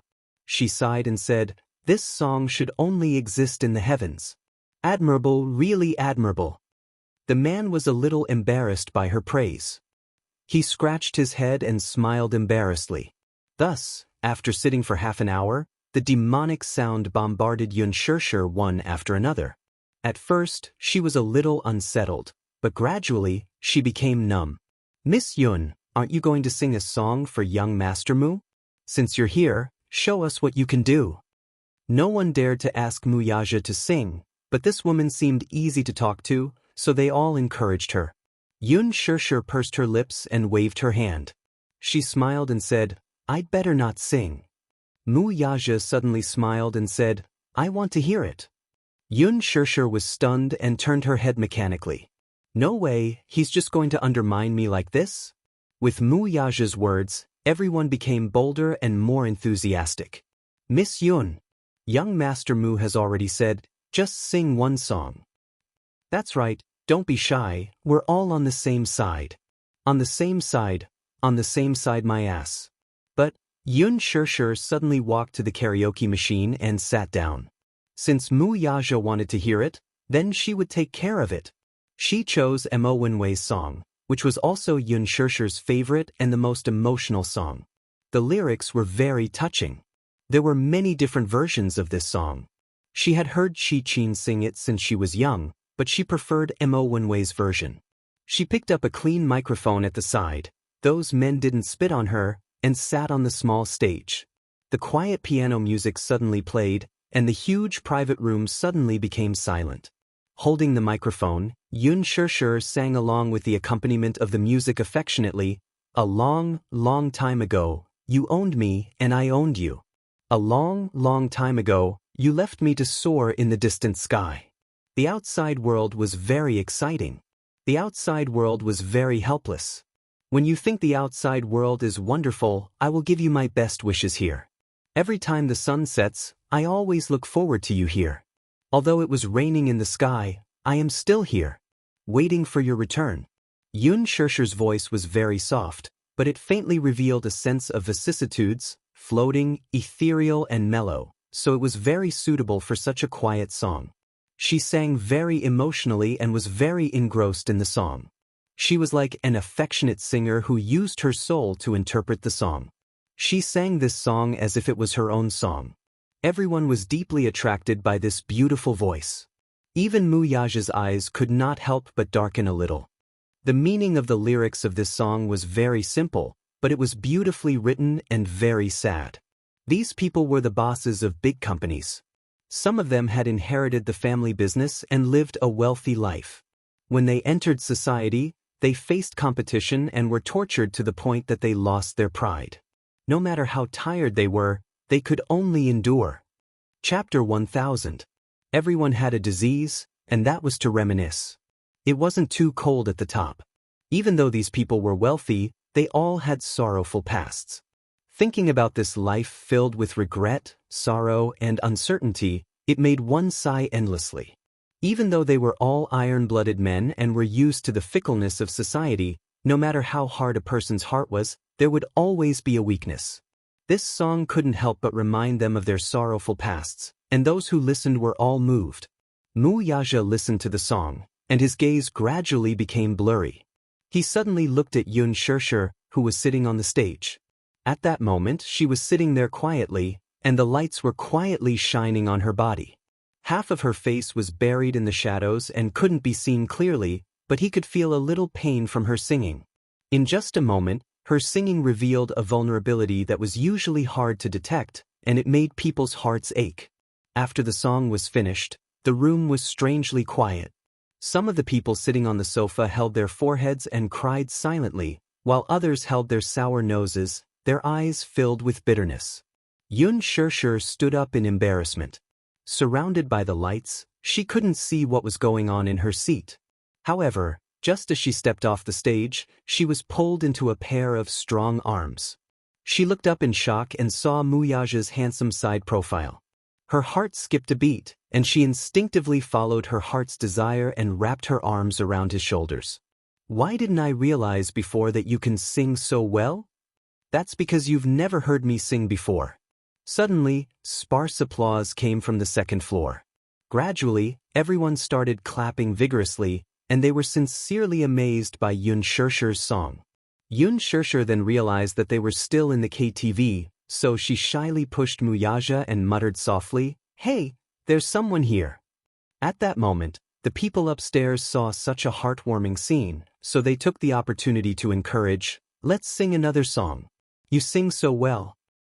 Master Mu, why don't you give us some face and sing a song with Miss Yun Shirshir?" Hearing this, Yun Shirshir slowly raised her head. Her eyes were bright and her cheeks were red. She said longingly, "Yes? Why don't you sing a song too? I want to hear it too." As she said this, she blinked her eyes as if she had thought of something romantic. Then she said excitedly, "Come on, come on. Let's sing together. Just sing, 'I Miss You.'" Muyaja. This song was a duet between a man and a woman. It was sung by Gu Xingze and Su Xintian. As soon as the song was released, it reached the top of the album bestseller list. Muyaja turned his face away and said coolly, "I won't." He didn't want to sing those little love songs with lyrics like, "I love you, you love me, you love me." Yun Shirshir glared at him.